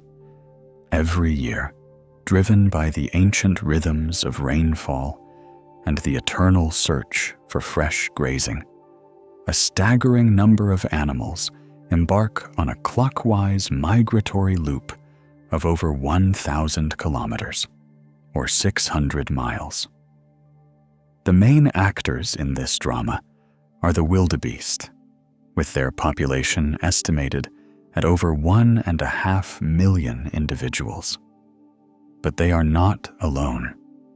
They are joined by hundreds of thousands of zebras, who often lead the way, seemingly more attuned to the signs of approaching rain, and vast numbers of Thompsons and Grants, gazelles. This moving megaherd, the largest overland migration of mammals on Earth, is a force of nature in itself, a river of life that shapes the very ecosystem it moves through. The migration is a constant struggle for survival, a high-stakes drama where the herds must navigate not only the challenges of finding food and water, but also the ever-present threat of predators. Lions, cheetahs, leopards, and hyenas stalk the herds, culling the weak, the old, and the unlucky. One of the most perilous and dramatic moments of the entire journey is the crossing of the Mara River, where the animals must plunge into crocodile-infested waters. A chaotic and desperate scramble for life that has become one of the most famous and photographed events in the natural world. Further south, in the heart of the Kalahari Desert in Botswana, lies a geographical marvel that seems to defy the very definition of a desert. This is the Okavango Delta, a vast and verdant inland river delta that is one of the most pristine and wildlife-rich wilderness areas in all of Africa. The delta is a place where a river, the Okavango, never reaches the sea. Instead, its waters, which originate in the well-watered highlands of Angola, flow southeast and spread out over the flat, sandy floor of the Kalahari, creating a labyrinthine network of channels, lagoons, and islands. This miraculous annual flooding, which peaks during the dry season of the surrounding desert, transforms an otherwise arid landscape into a lush, watery paradise, an oasis of life covering up to 15,000 square kilometers, or 5,800 square miles. This unique ecosystem, often described as the jewel of the Kalahari, supports an incredible abundance and diversity of wildlife. It is home to some of the world's largest populations of elephants and endangered African wild dogs, as well as a rich array of other animals, including lions, leopards, hippos, crocodiles, and an immense variety of bird life. The traditional mode of transport through the delta's intricate waterways is the mokoro, a shallow draft canoe propelled by a skilled poler, offering a silent and intimate way to experience this truly magical and unique wetland wilderness. The Okavango Delta is an oasis within a much larger and more formidable landscape, the Kalahari Desert itself. This is a vast, semi-arid, sandy savanna that stretches across much of Botswana, as well as parts of Namibia and South Africa, covering an area of approximately 900,000 square kilometers, or 350,000 square miles. Unlike the Sahara, the Kalahari is not a true desert in the sense of having virtually no rainfall.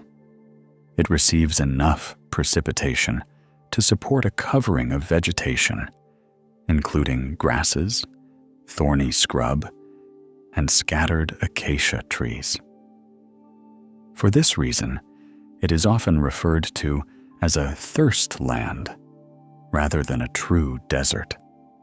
The landscape is characterized by its long, parallel sand dunes, which are stabilized by the vegetation and do not shift as they do in drier deserts. The Kalahari is a land of extreme temperatures, with scorching summer days and freezing winter nights. It is home to a remarkable array of wildlife that has adapted to survive in this harsh, water-scarce environment, including gemsbok with their spear-like horns, the iconic black-maned Kalahari lions and the sociable meerkats. It is also the ancestral home of the San people, or Bushmen, who have lived in this region for tens of thousands of years, developing an encyclopedic knowledge of the natural world that has allowed them to thrive as hunter-gatherers in this challenging landscape. Stretching across the continent, just south of the immense barrier of the Sahara, is a vast and ecologically critical transitional zone known as the Sahel. The name comes from the Arabic word for coast or shore, an apt description for this semi-arid belt of land that forms the southern shore of the Sahara's Sea of Sand.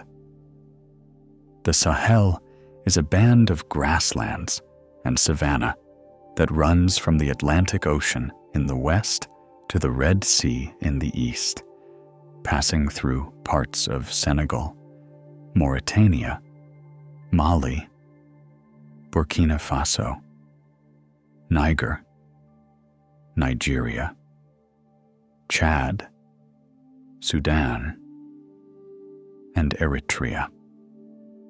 It is a region caught between two climatic extremes: the hyper-arid desert to the north and the more humid Sudanian savanna to the south. The Sahel's climate is characterized by a long, intense dry season, followed by a short, unreliable rainy season. This climatic precariousness makes it one of the most environmentally sensitive regions on Earth, highly susceptible to the devastating impacts of drought and desertification. The advance of the Sahara Desert southward into the Sahel is a major environmental and humanitarian challenge, exacerbated by climate change and human pressures such as overgrazing and deforestation. It is across this vulnerable and vital region that the Great Green Wall Initiative is focused, a monumental effort to restore the land and build resilience for the millions of people who call the Sahel home.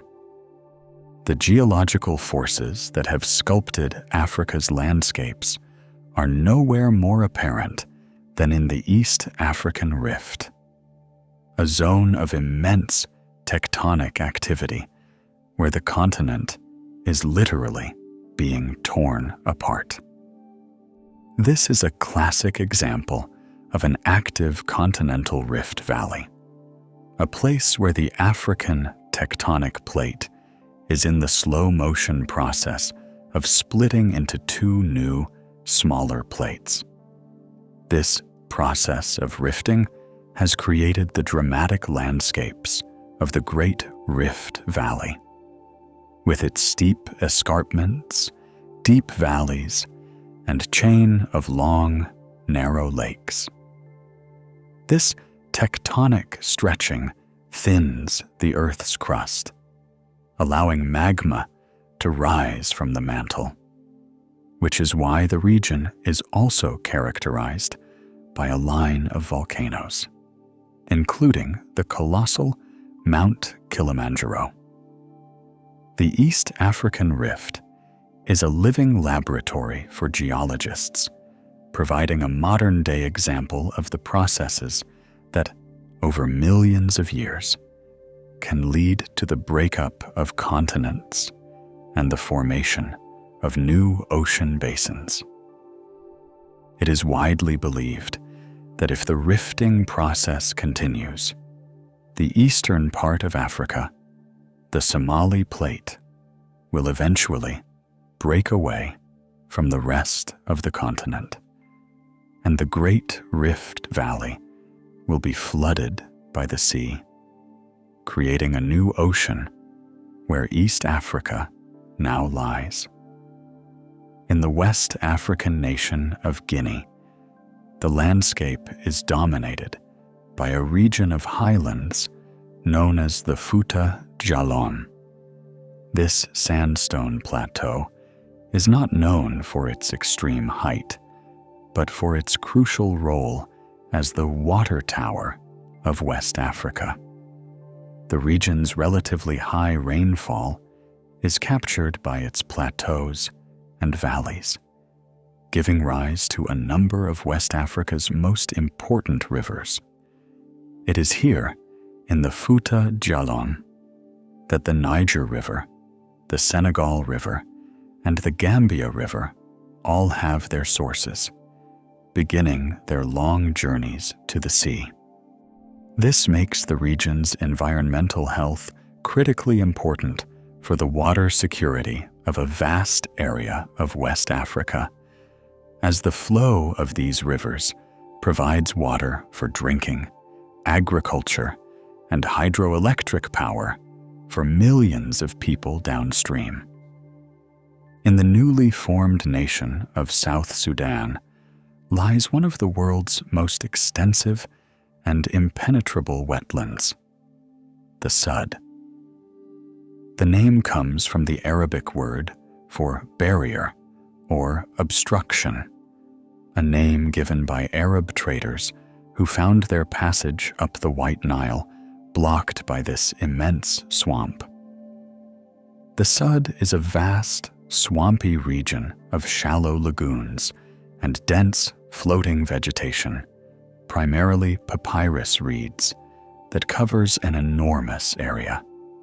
Its size fluctuates dramatically with the seasons, but it can expand to cover over 100,000 square kilometers, or 38,000 square miles, during the wet season, an area larger than the country of South Korea.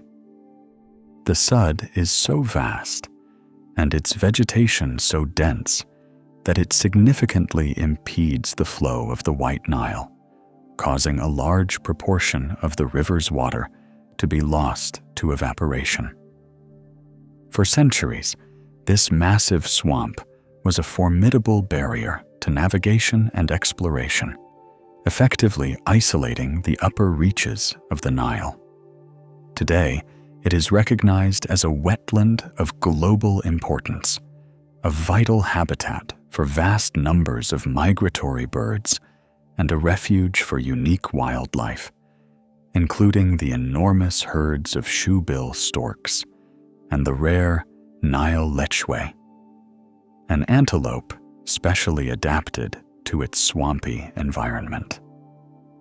In the desolate northern corner of Ethiopia lies a place that is often described as one of the most alien and inhospitable landscapes on the surface of the earth. This is the Danakil Depression, a geological depression that is part of the Great Rift Valley. It is one of the lowest and hottest places on our planet, with some areas lying more than 100 meters, or 330 feet, below sea level. The intense heat, with temperatures regularly soaring above 50 degrees Celsius, or 122 degrees Fahrenheit, is combined with extreme aridity, making it one of the driest places on Earth. But the Danakil Depression is most famous for its otherworldly, volcanically active landscapes. It is a world of bubbling lava lakes, such as the one at Erta Al volcano, and vast, shimmering salt flats. The most spectacular feature is the Dal Ol hydrothermal field, a landscape that looks like it belongs on another planet, with its vibrant, psychedelic colors of neon yellow, orange, green, and blue, created by hot, acidic springs, bringing minerals like sulfur and potassium salts to the surface. It is a place of terrible beauty, a stark reminder of the raw, elemental forces that shape our world. In southern Africa, the landscape is defined by the majestic sweep of the Drakensberg, the highest mountain range in the region. The name is Afrikaans for Dragon's Mountains, a name inspired by the jagged, tooth-like appearance of its highest peaks. The range forms the eastern portion of the Great Escarpment, which encloses the central southern African plateau. Its highest peaks are found in the border region between Lesotho and the South African province of KwaZulu-Natal, where the summit of Thebana Ntlenyana in Lesotho reaches an altitude of 3,482 meters, or 11,424 feet, making it the highest point in southern Africa. The Drakensberg is renowned for its dramatic scenery of sheer basalt cliffs, deep valleys, and cascading waterfalls, including the Tugela Falls, the highest in Africa. It is also a UNESCO World Heritage Site, recognized for both its exceptional natural beauty and its rich cultural heritage, as the sandstone caves and rock shelters of the range contain the largest and most concentrated group of rock paintings south of the Sahara, a priceless legacy of the San people who inhabited these mountains for millennia. Finally, near the South African city of Pretoria, lies a mountain range that is not known for its height, but for its incredible age. The Magaliesberg Mountains are among the oldest mountains in the world. The rock formations that compose the range were laid down as sediments in an ancient inland sea over 2 billion years ago, which means the Magaliesberg is roughly 100 times older than the Himalayas. Over these immense spans of geological time, the mountains have been weathered and eroded down to their current modest height. These ancient rocks have preserved a rich record of the Earth's history, including some of the earliest forms of life, and the region is recognized as a UNESCO Biosphere Reserve, a place where this deep geological time can be read in the very fabric of the landscape. Near the southwestern extremity of the African continent, there is a dramatic, rocky headland that has captured the imagination of sailors and explorers for centuries and has played a pivotal role in the history of global navigation. This is the Cape of Good Hope, a rugged peninsula that juts into the turbulent waters of the Atlantic Ocean, located near the southern tip of Africa.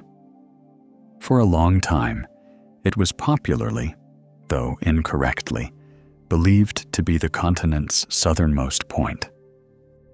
The true southern tip, Cape Agulhas, lies further to the southeast. But the Cape of Good Hope's imposing and formidable appearance made it a far more significant landmark in the minds of early mariners.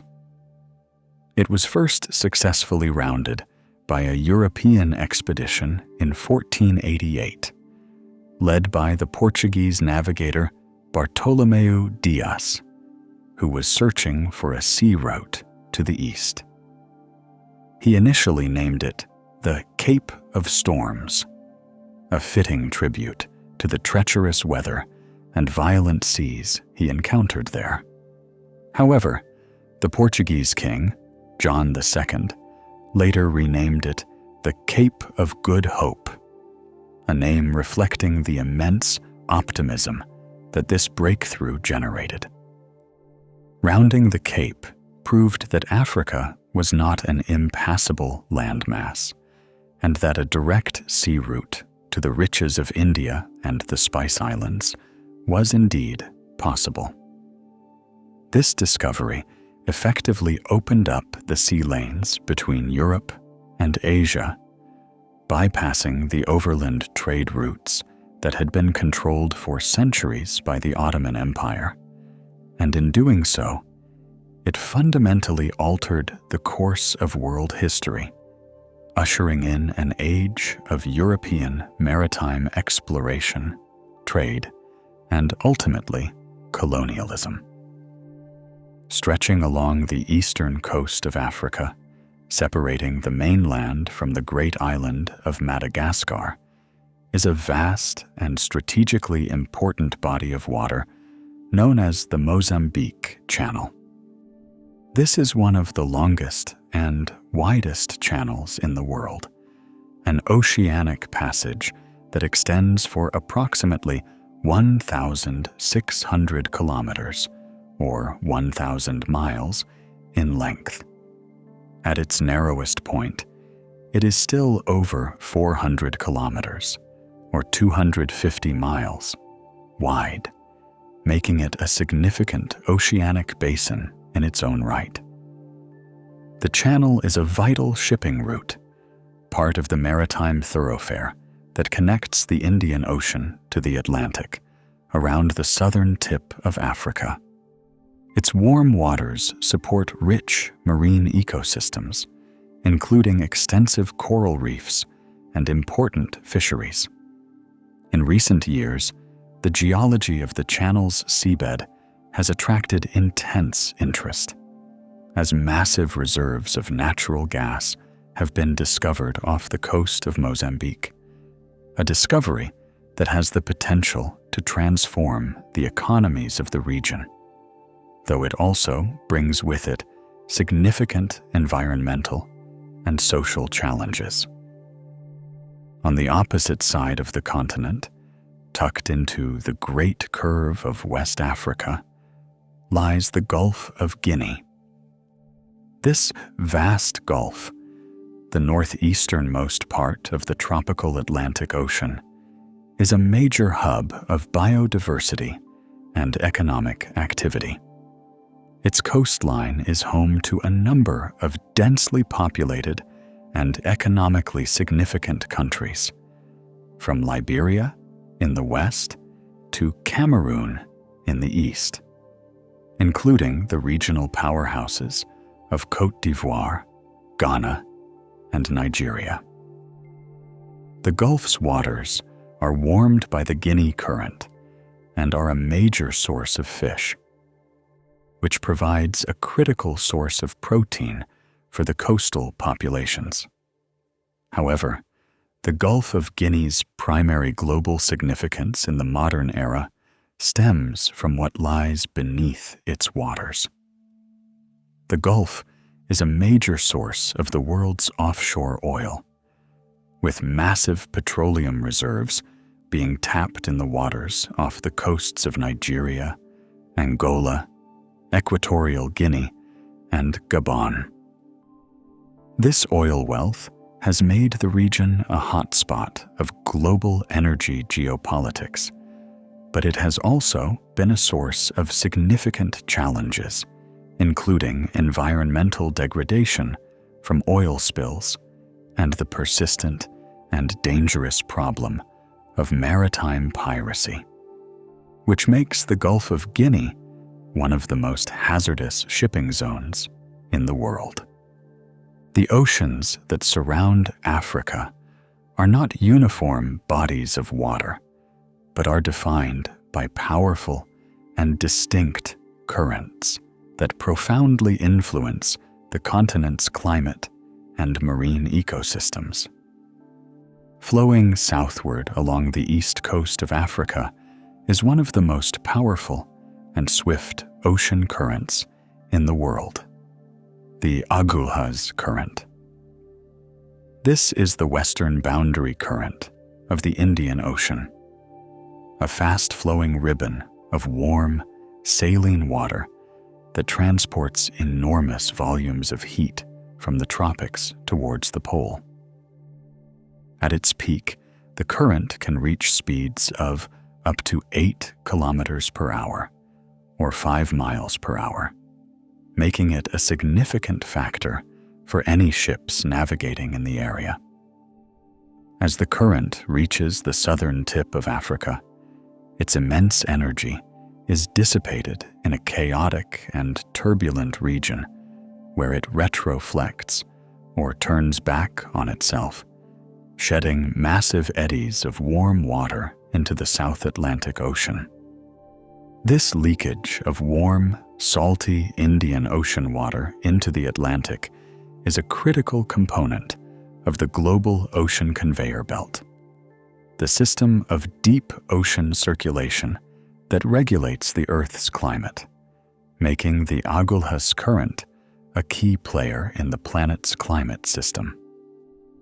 On the opposite, western coast of southern Africa, a very different kind of current dominates. This is the Benguela Current, a broad, northward flowing current that is the eastern boundary current of the South Atlantic Gyre. Unlike the warm Agulhas, the Benguela Current is cold, as it is driven by the upwelling of deep, frigid, and nutrient-rich water from the depths of the Atlantic. This process of upwelling makes the waters off the coasts of Namibia and South Africa incredibly fertile.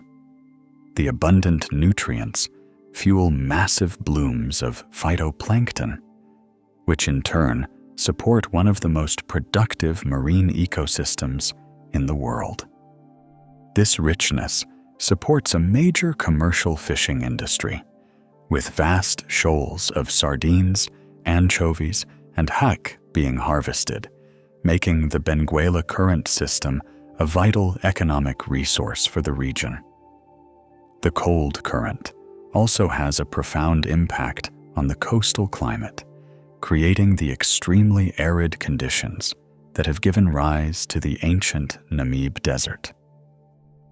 Moving inland into the heart of South Africa, we find a vast and distinctive semi-desert region known as the Great Karoo. Covering an area of over 400,000 square kilometers, or 150,000 square miles. The Karoo is a land of immense open spaces, flat-topped hills known as koppies, and a stark, arid beauty. The name is believed to come from a word in a local Khoisan language, meaning land of thirst. It is a landscape defined by its low rainfall, extreme temperatures, and hardy, low-lying scrub vegetation. But the Karoo's significance lies not just in its dramatic landscape, but also in its incredible fossil record.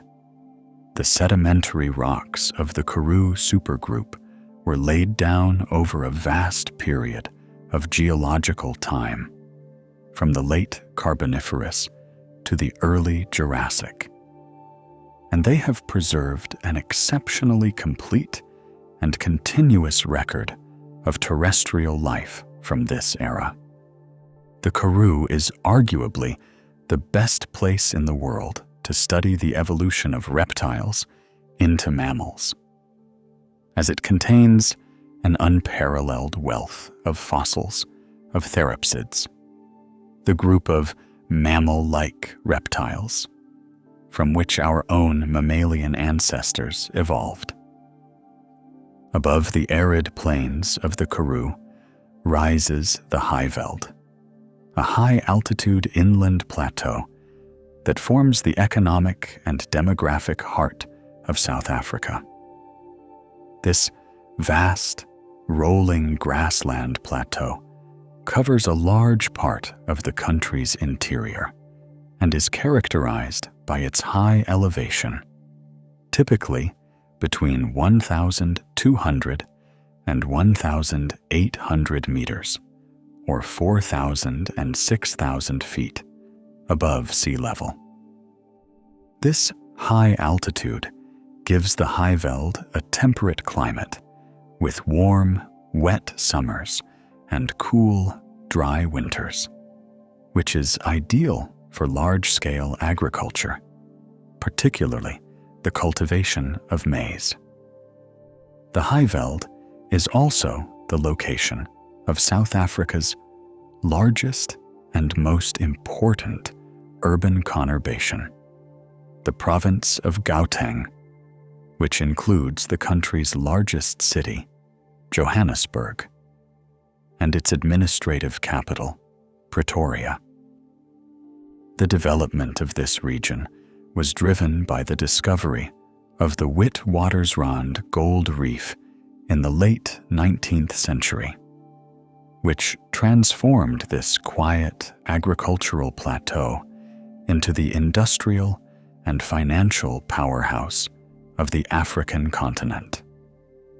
Further north, in the Limpopo province of South Africa, lies the Waterberg Biosphere, a mountainous region that contains an immense and ancient record of both natural and human history.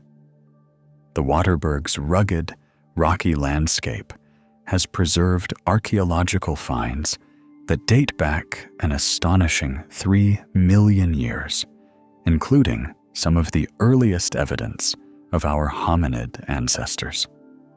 This long and continuous record of human presence, from the Stone Age through the Iron Age and into the present day, makes the region a uniquely important site for understanding the deep history of human evolution and settlement in southern Africa.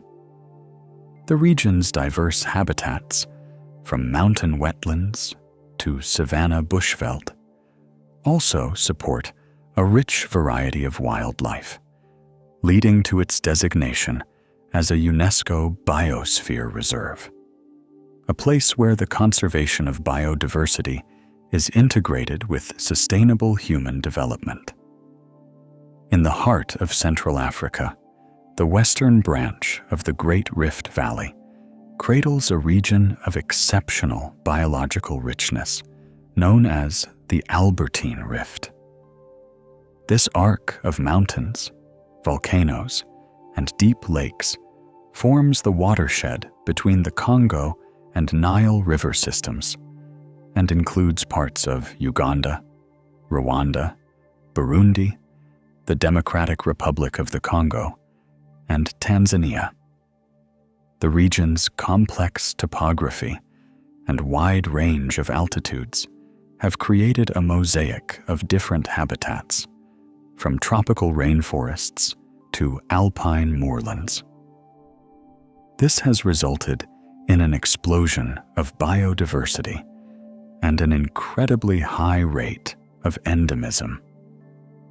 The Albertine Rift is home to more species of vertebrates than any other region on the African mainland, including a significant portion of the world's remaining population of endangered mountain gorillas, a species found only in the high volcanic forests of this unique and precious region. Finally, forming the northeastern border of Africa is the Red Sea, a long, narrow seawater inlet of the Indian Ocean lying between Africa and Asia. It is one of the most saline bodies of water in the world, a result of its high rates of evaporation, low precipitation, and limited connection to the wider ocean. The Red Sea is a young and actively spreading ocean basin, a direct consequence of the same rifting process that formed the Great Rift Valley. Its warm, clear waters and extensive coral reef systems, which run along its entire coastline, make it one of the world's premier destinations for diving, a vibrant underwater world in a sea that is still in the process of being born. And so, our journey across the face of Africa comes to a close. We have traveled from the warm, life-giving currents of the Indian Ocean to the cold, nutrient-rich upwellings of the Atlantic. From the snow-capped peak of Kilimanjaro to the sun-scorched depths of the Danakil Depression. The map of our understanding, once perhaps a simple outline defined by distant headlines and fleeting images, is now etched with the contours of reality. It is a reality of staggering complexity and profound beauty, a continent that is simultaneously the most ancient and in many ways the most youthful on our planet. Here, the pulse of deep time is not an abstract concept. It is a tangible presence felt in the 2-billion-year-old rocks of the Magaliesberg, and in the very DNA of every human being on Earth, a lineage that began on these plains and in these rift valleys. We have seen that this is a land of superlatives, a place that holds the longest river, the largest hot desert, the deepest canyon of green, and the greatest gathering of animal life our world has ever known. But beyond these individual distinctions lies a more fundamental truth. Africa is not a collection of isolated wonders, but a single, interconnected system, a living narrative where geology dictates biology, and where both have shaped the course of human history. The rift that is tearing the continent apart is the same force that raised the mountains that are the cradle of our species. The currents that create deserts on one coast foster an explosion of life on the other. It is a story of constant creation and relentless transformation. For Africa is not a static monument to the past, a museum of what has been. It is a world in the process of becoming, a place where new oceans are being born in its deserts, and new land is being forged in its volcanoes. The cradle of our species is, and has always been, a crucible of creation.